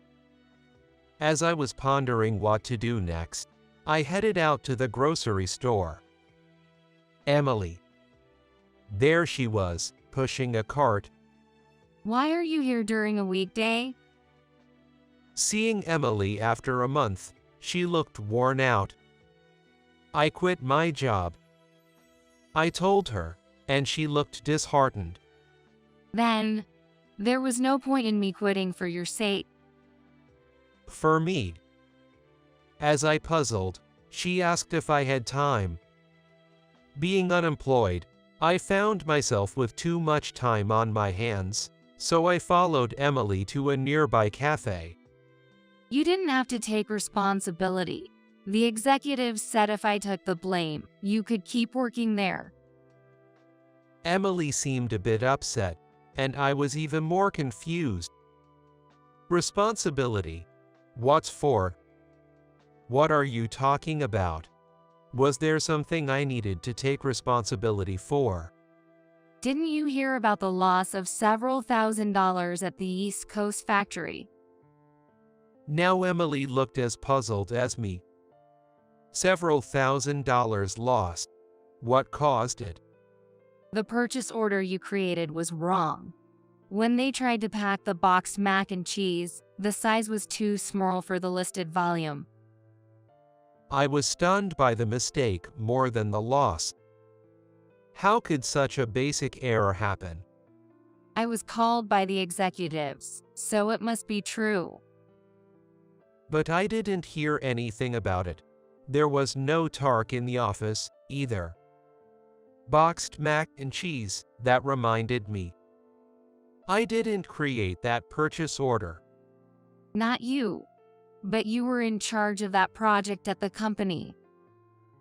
I was in charge, but the order was complex due to the material and shape needed for microwaving. It was too complicated for someone in their first year, so Director Mike was supposed to do it. I just watched and learned.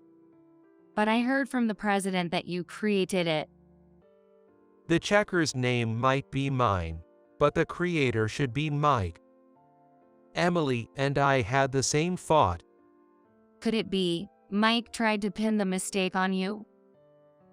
Mike is a relative of the CEO. And since the CEO's son had no interest in taking over, Mike was seen as the next in line for the position. Thinking about it, it was odd that Mike, being a director, faced no repercussions while Emily alone was held accountable. I did think it was strange. After hearing about the loss, the CEO asked me if I understood what to do. A resignation letter was already prepared, so I just signed and submitted it on the spot. A resignation letter was already prepared. That's extremely odd. At that time, I was desperate to save you. They said since you were only in your second year, they didn't plan to hold you accountable. So I thought resigning was the only option. Hearing it was for me made me feel unexpectedly happy. That's why all of us loved Emily. Oh, the CEO said at that time to let Mike explain everything about the loss to you, so I shouldn't say anything. Was it because the lie would be exposed if I told you? It seems so. Let's go see Mike. Despite often being overshadowed by Emily, Mike was competent at his job. Especially in times of crisis, his judgment stood out, much like my brother, and it made sense he was considered for the CEO position. After Emily left, feeling betrayed by Mike, whom I respected next to Emily, was painful. We headed to the company and asked the reception to call Mike. We were prepared to wait outside if denied, but Mike came out to meet us right away. What brings you two here together? He had a smile on his face. Seeing that expression brought back the anger I felt when Mike said it was good Emily had resigned. What do you think people's lives are for? Emily has dedicated over 15 years to this company. Why are you angry? Of course I'm angry. Just because you're the next CEO doesn't mean you can pin your mistake on Emily. Wait a minute. Pinning my mistake on Emily. What are you talking about? Mike seemed intent on playing dumb, perhaps due to the people around. But we had a plan. When we were working on the order, a video for PR was being shot. Of course, the computer screen wasn't in the frame, but when we watched the finished video, we appeared in it. If the timing of the video matches the contract's creation time, it'll show that you were the one operating the computer, Mike. I thought this would corner Mike, but he didn't seem fazed. Really? What are we talking about here? I thought you called me for a marriage or fruit-flavored cereal update. Fruit-flavored cereal, don't joke around. We're having a serious conversation here. Just as I was about to continue, Emily stopped me in a panic. Sorry, can we use a meeting room? I'd rather not have this conversation overheard. Emily was pale. Sensing something was off, Mike suggested we leave the company. I was actually about to greet her client soon. I'll make it as if I'm heading straight home after that. We waited for Mike in front of the company and then entered a cafe with private booze to avoid being overheard. What happened? I was told Emily resigned because she had something she wanted to pursue urgently. What? Emily resigned because of the loss incurred due to the mistake on the order form we created. Remember, the one for the boxed mac and cheese. Why would Emily? The responsibility should be mine for creating the order. I haven't even heard about this loss. I had thought Mike was framing Emily, but what's going on? It seemed even Mike was deceived. I was told by the CEO that as his superior, I should take responsibility for the significant loss caused by the order mistake. After Emily explained the lead-up to her resignation, Mike pondered. The CEO covered it up to avoid affecting my promotion. That way, he could claim Emily, the direct superior, took responsibility, regardless of any future uproar. It seemed Mike was right. Then, Emily was an absolute victim. It's too pitiful she hadn't done anything wrong. But how could such a mistake happen? We were just supposed to make it according to the prototype. Hearing that, Mike and I exchanged looks. Exactly. When we made the prototype with the same order form, there were no issues. It doesn't make sense. The shock of Emily leaving without saying anything and being betrayed by Mike, whom I respected, had clouded my judgment over such a simple matter. What's going on? When I went to check the prototype, I forgot a pen my wife gave me at the factory and went back a few days later to retrieve it. That's when I unexpectedly ran into Mitchell. Mitchell is the head of HR. It's unusual for the head of HR himself to visit a subcontractor's factory. It also raised questions that he was there right after the prototype was finished. I think I figured out what happened. Emily sighed deeply. Alex, remember I told you someone was following me around? That was Mitchell. Both Mike and I couldn't hide our surprise. When I asked if it was someone from the company, you said no. If I had said yes, you would have asked who, right? I thought it would be better not to say because you might confront him directly if you knew. Mike, for his part, hadn't even known Emily was being harassed. You should have talked to me about it. I could have helped. I'm sorry. I didn't want to bother you with something like this, Mike. So, Mitchell tried to frame you out of spite for being rejected. I felt it was a bit different.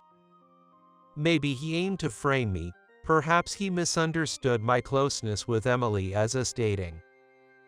Wait, you aren't dating. No, we're just boss and subordinate. If Mike can misunderstand, so could Mitchell. He might have investigated the projects I was in charge of and manipulated things to cause a mistake. But there was a miscalculation. The order form was created by Mike, and the CEO tried to cover it up. This situation went in a direction Mitchell hadn't anticipated, resulting in Emily taking the blame. That's about it. It's okay since it was my fault. I'm just glad Alex wasn't involved. Emily genuinely seemed to think it was for the best, but it frustrated me. How can that be okay? Emily, you did nothing wrong. Alex is right. Man, I honestly thought you were here to announce you got married or that the fruit-flavored cereal was complete. I'm embarrassed I didn't realize something this serious was going on behind the scenes. Mike mentioned fruit-flavored cereal again. Was it some kind of code word? Seeing my puzzled look, Emily explained. I enjoy collecting fruit-flavored cereals. I've always dreamed of selling my own brands someday. Whenever something at work got you down, you'd say you were going to make a fortune with your fruit-flavored cereals and quit this job, huh? My apologies. But Mike, you're terrible, you know? Our company bans side jobs, so when I drunkenly told you my plan, you soberly responded it was impossible. Couldn't you have just played along? Hearing their conversation, I had an idea. Why don't we actually become millionaires? Emily looked shocked at my plan. Even if we go through with this plan, I'd feel terrible dragging Alex into this. If anything, I should do it alone. That's not going to happen. Emily, you saved me when I had lost my purpose in life. I'll follow you forever. Thus, Emily and I began our plan for revenge against Mitchell. A year later, Emily and I approached Mitchell, who was still comfortably seated as the head of HR. Thinking Emily had come to see him, Mitchell entered the meeting room with a relaxed face, only to freeze upon seeing me and Mike. Why are you two here? These two came to thank you for trying to frame me a year ago. Mike's just chilling with his legs crossed, looking all relaxed and enjoying himself. Thanks to you, we're now the CEO and the vice president of a company with an annual revenue of $200 million. A year ago, we established a company, appointing Emily as CEO and me as the vice president to make her dream come true. She had been saving ideas for such an opportunity, and we chose the most feasible ones to start manufacturing. Although our fruit-flavored cereal was priced nearly at $10 a bag, the company we contracted for manufacturing was a well-known fruit processor, so people thought, if that company made it, it must be delicious, and they were quick to try it. Once they tasted it, we had them. Emily's idea was perfect, and the taste was unquestionable. Our product became a sensation on social media so quickly that we had to pause sales because production couldn't keep up. When I told Emily we had to temporarily stop selling, she was stunned. Too popular that we can't manufacture fast enough to keep selling? Yes, that's the Emily I know. I just did what you told me to. Who are you, really? I decided it was time to reveal a long-kept secret to Emily. The company we're contracting for manufacturing is actually my family's business. My family owns a well-known fruit processing company, primarily making dried fruits and fruit-flavored cereals. We could have started from scratch, but that would have been time-consuming and costly. I was confident my family, led by my brother, could produce exactly what we envisioned. It was the right decision to leave it to them. I heard about you being the talk of the company, Mitchell. You've been looking ragged for about a year now, only eating a single banana for lunch, apparently struggling with money. I can lend you some money if you like. I had a hunch why Mitchell was strapped for cash. To create a situation of a manufacturing mistake, you must have greased someone's palms at the factory to get him to cooperate.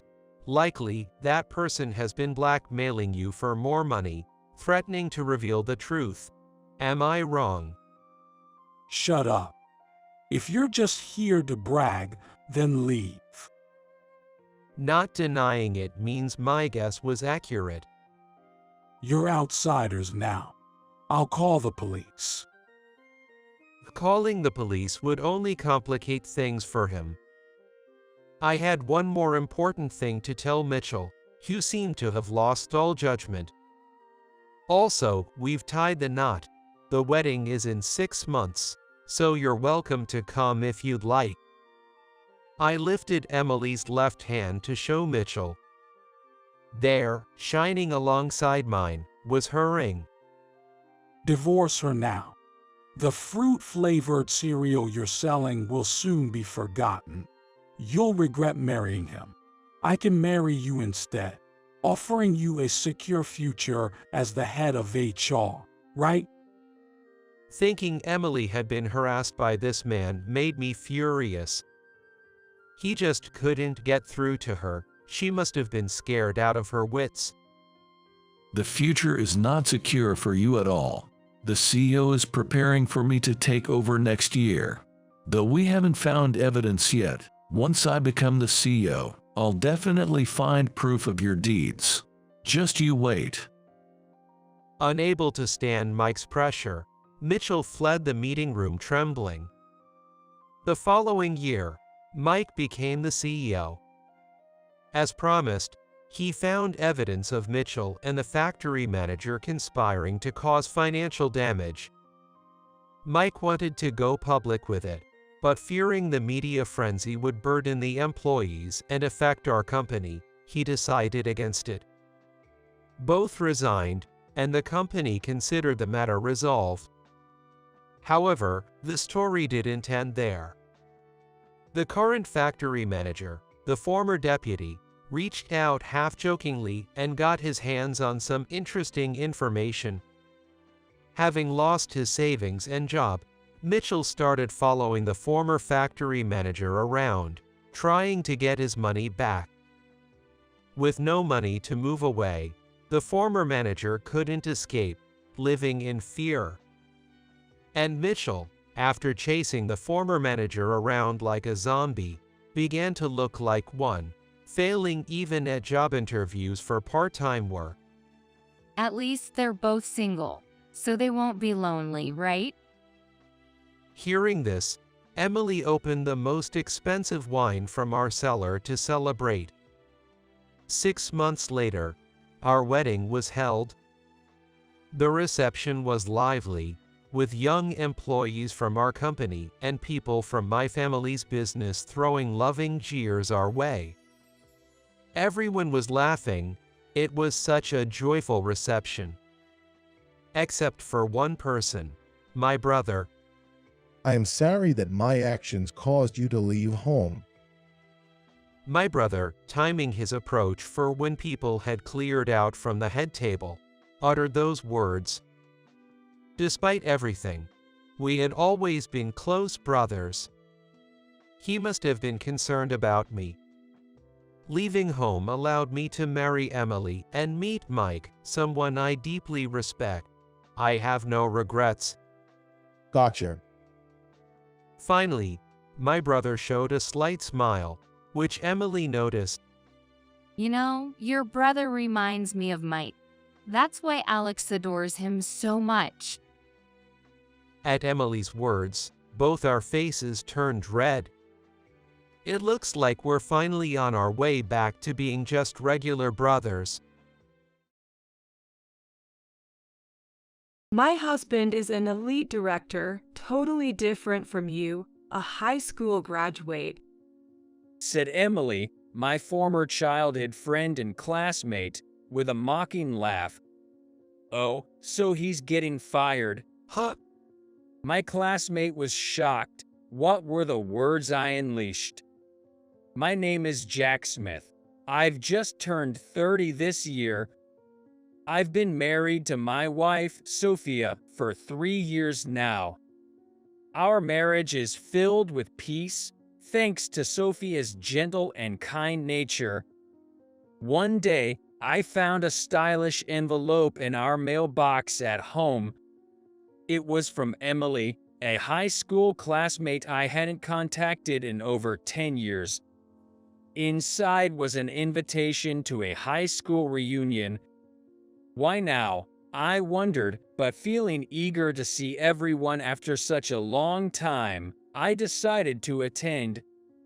On the day of the reunion, Sophia chose a suit for me, and I made my way to the venue. It was a standing reception, and everyone was already mingling freely. After greeting a few people and enjoying some food, Emily, who organized the reunion, approached me. Look at this, an interesting group. Just a bunch of broke folks, she said, looking down on us with disdain. Honestly, I wasn't a standout in our class. It's been a while, Jack. I was worried about where you were and what you were doing, Emily said mockingly. She and I are childhood friends who used to live nearby. I'm getting married soon. That's why I gathered everyone here today. Oh, congratulations. My husband is an elite director, totally different from you, a high school graduate, she said with a mocking laugh. Her words stung a bit, but not wanting to make a scene, I sincerely congratulated her. Everyone else also offered their blessings. Emily, looking pleased, continued speaking. You guys, I'll definitely have you attend my wedding. Look, my husband is planning to take over the company with this marriage, so there will be a lot of guests on the groom's side. So I'm gonna let you guys, who were my high school classmates, attend as guests from the bride's side. She handed out wedding invitations. Probably she just wanted to show off her wedding, but no one could say that and just accepted it. You'll come too, right? After all, we're childhood friends. Emily emphasized our childhood friendship on purpose. I've heard our mothers have been good friends since their school days. However, I lost my mother in 3rd grade and was raised by my dad, who worked in a machine parts factory. That's when things changed. After my mother passed away, my dad started drowning his sorrows in alcohol and gambling, and our lives took a drastic turn. We had to sell our house and moved into a rundown apartment. In high school, I couldn't even afford a new uniform and had to make do with worn hand-me-downs from relatives. In addition, my dad never came to school events like Parents' Day or graduation ceremony. To do all of those, I was subjected to cruel words like poo and dirty from my classmates. Seeing me in that state, Emily gradually began to ostracize me, and by the time we were in high school, she was leading the bullying against me. In my 12th grade, I asked my dad, about applying for college. When I nervously brought it up, my dad yelled furiously, "What are you talking about? I have no intention of sending you to college." What? I was bewildered and stumbled over my words. Even after desperately trying to convey my wish to continue studying, my dad stubbornly refused to agree. My classmates noticed that I was going to start working immediately after high school, and that became the talk of the class. Emily, who was the center of attention in the class, was among those who ridiculed me. Huh? You're going to work right after high school graduation. Well, you're from a single-parent family. It's sad you can't afford college because you're poor, she said, and the other classmates chuckled. I wanted to change my circumstances somehow. The day I graduated from high school, I left home in silence and headed to the city by train alone. With no one to rely on, I was filled with fear and anxiety.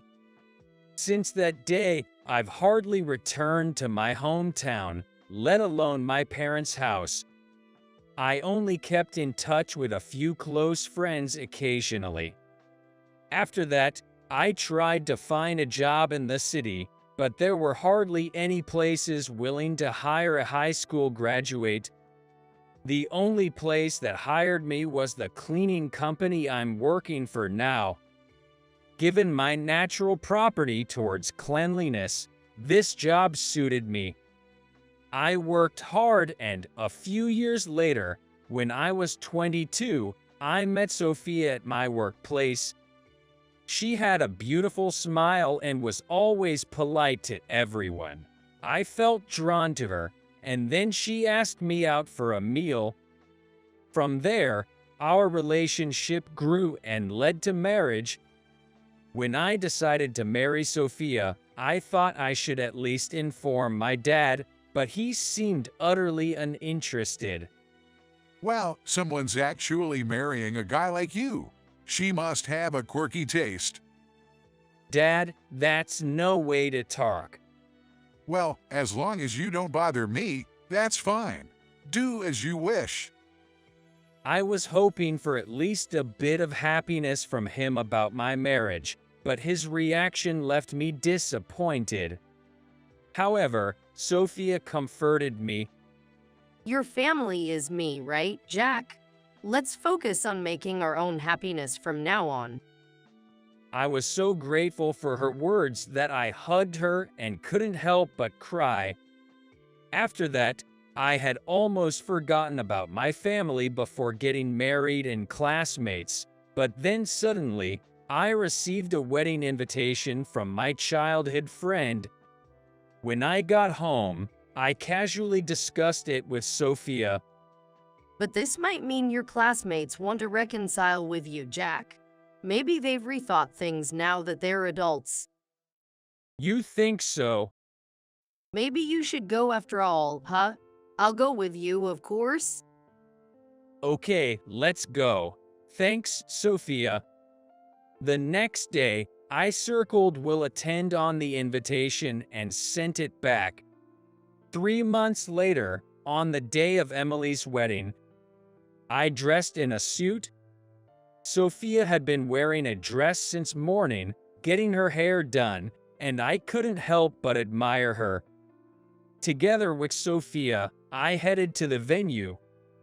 The wedding was held at a well-known large wedding hall in the area. Yes, the wedding's big since her fiancé will become the president of Goldman Industries. Yeah, it looks like there are more than 300 guests. As we talked, we entered the chapel and waited for the bride and groom's entrance. Emily, walking down the aisle with her father, looked happy. Her father, beside her, seemed proud. I clapped, but watching the scene, I felt a bit envious. My dad never attended my wedding, and Sophia, considering my feelings, had suggested a wedding with just the two of us. We moved to the reception hall and headed to the friends' table where my classmates were. They were all curious about Sophia, some even asking about her educational background out of curiosity. She laughed it off. I gave Sophia a look, and we took our seats. Then, the reception started. Emily, now in a traditional wedding dress, was beaming. Her groom, Frank, looked like a modern go-getter CEO. Everyone applauded them warmly. The guests included many executives and employees of Goldman Industries, all there to celebrate the couple's new beginning. Given this is the wedding of the president of Goldman Industries, a mid-sized machinery design company, it's bound to be a grand celebration. As the reception reached its midpoint, the bride and groom temporarily left for a wardrobe change.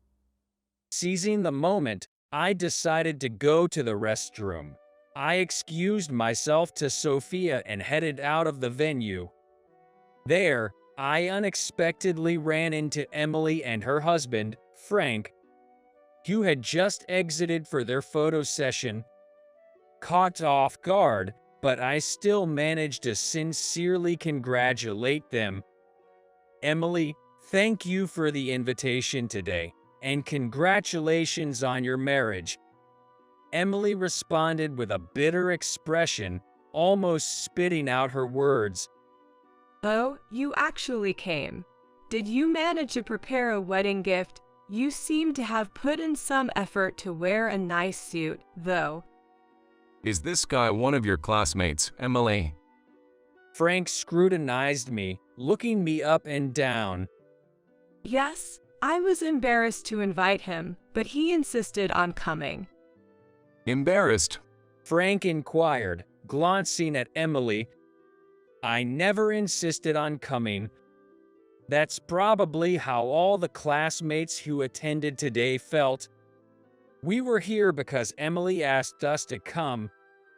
I swallowed those words, not wanting to ruin their special day. But Emily and Frank continued their disparaging conversation about me.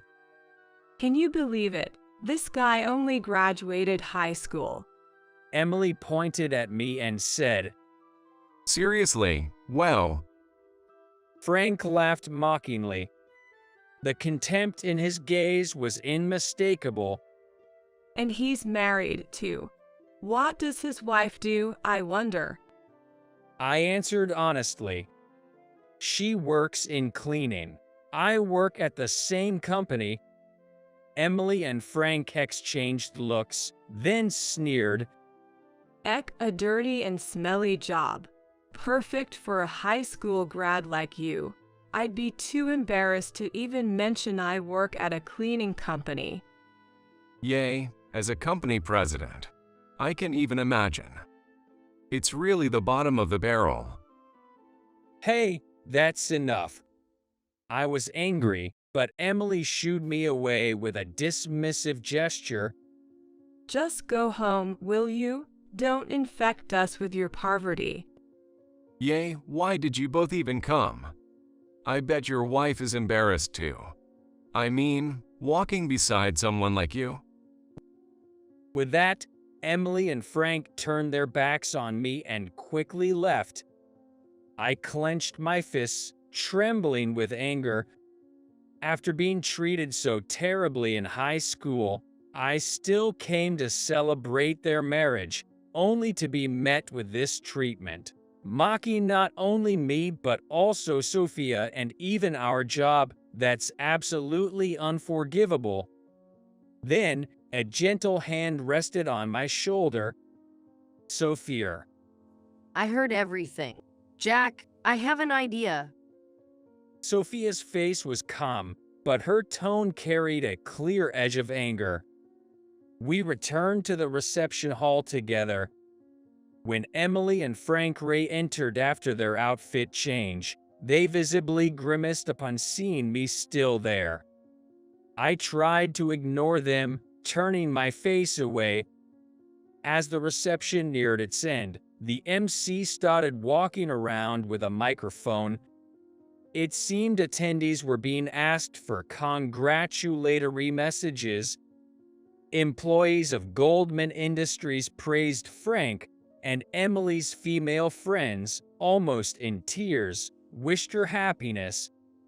The MC approached the table of high school classmates. Here we have the bride, Emily's high school classmates. Could you please share a congratulatory message? I was handed the microphone. Emily glared at me, as if warning me not to say anything out of line. I glanced at Sophia, who nodded quietly. I nodded back and began to speak. I'm one of the bride's classmates. I just have one thing to say. We at Smith Cleaning Services will no longer do business with Frank's Goldman Industries from now on. A hush fell over the room.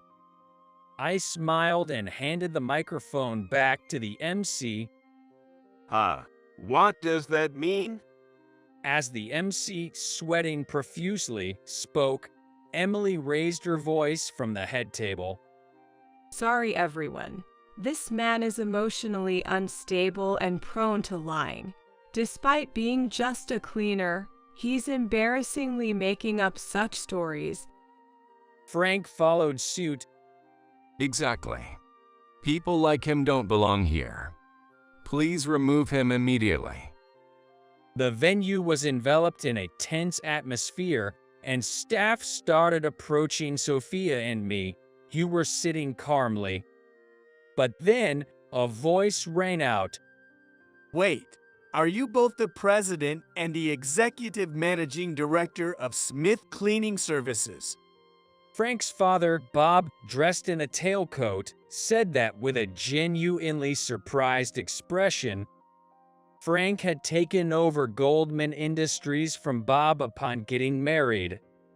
Exactly, I am the head of Smith Cleaning Services, and this is my wife Sophia, the executive managing director. We are here today as the bride's high school classmates. As I said this, Frank's guests started murmuring. Just a moment ago, the bride and groom told us to go home because poverty was contagious, and they said that they were embarrassed to have guests who do dirty, smelly jobs. Please forgive us for staying. Sophia conveyed this calmly, and Bob, his face turning blue, began yelling towards the head table. Apologize to them immediately. But Frank and Emily replied with a half smile. Huh? Dad, what are you talking about? Why should we apologize to guys like these? Yay, what's so special about them? Bob shouted, his voice shaking. Frank, don't you recognize the name Smith Cleaning Services? Smith Cleaning Services. Realization dawned on Frank's face, turning paler by the second. Could it be our major business client? What? No way. Emily was shocked at Frank's words. Exactly. We recently contracted your company for the design and development of cleaning equipment. Sophia added calmly, and I followed. And we also placed an additional order for the development of a new vacuum cleaner model. To tell the truth, Sophia is the daughter of the owners of Smith Cleaning Services, a top national cleaning company I joined after moving to the city. Currently, while running the cleaning business, we've also developed our cleaning supplies and recently ventured into e-commerce. Our company, unusual for a cleaning service, has grown to an annual revenue of $100 million with a staff of 6,500 at our headquarters alone. I, coming from a field perspective, was involved in developing successful cleaning supplies and eventually rose to the position of the head of product planning at the headquarters. That's how I met Sophia and eventually married her. Sophia and her family warmly welcomed me, despite my high school education. I worked tirelessly because I wanted to repay everyone, and that's how I got into my job. Last year, when Sophia's father retired, I took over as president. If we lose the business with Smith Cleaning Services, do you have any idea how much loss we'll incur? Bob was red with anger, shouting at Frank. He was trembling. Oh, come on. I didn't realize. You're not putting any real effort into running the business you inherited. That's why you even forget the faces of our business partners' CEOs? I shouldn't have handed over the president's position to someone like you. Come here. Bob grabbed him by the collar and dragged him over to us. And he forced an apology. Please forgive us. We can't afford to ruin a project critical to our company's future. Beside Frank, Bob apologized as well. I'm terribly sorry. Please forgive me. Frank, while apologizing, was sweating profusely onto the floor. Watching this, Sophia turned to me. Jack, what do you want to do? Well, then he's fired. He's clearly not fit to be a president. Huh? When I said that, my former classmates around me raised voices of surprise, realizing the extent of my influence. Bob quickly spoke up. Of course not. My judgment was wrong. Well, I don't plan on forgiving them. I mean, I even placed an order for the new products, considering it as a wedding gift. I must have been a fool. There were screams of despair from the Goldman Industries attendees. I even saw their sales manager faint. I had decided to place an order for the new products with Goldman Industries after hearing that Emily was marrying the president of the company at the reunion. I thought she had invited me to the wedding because she wanted to reconcile. But that expectation was completely betrayed, as Emily, with a stunned expression, turned red-faced and lashed out at me. I don't know if you're the president or the executive managing director, but how dare you speak so arrogantly? I glared back. Emily, maybe you should worry about yourself. If we stop our dealings, Goldman Industries will incur losses. Your dream of living a luxurious life as a housewife might be over. Upon hearing my words, Emily turned pale, finally realizing the gravity of the situation. Jack, let's go. Yay, Sophia. Frank and Bob continued their incessant apologies.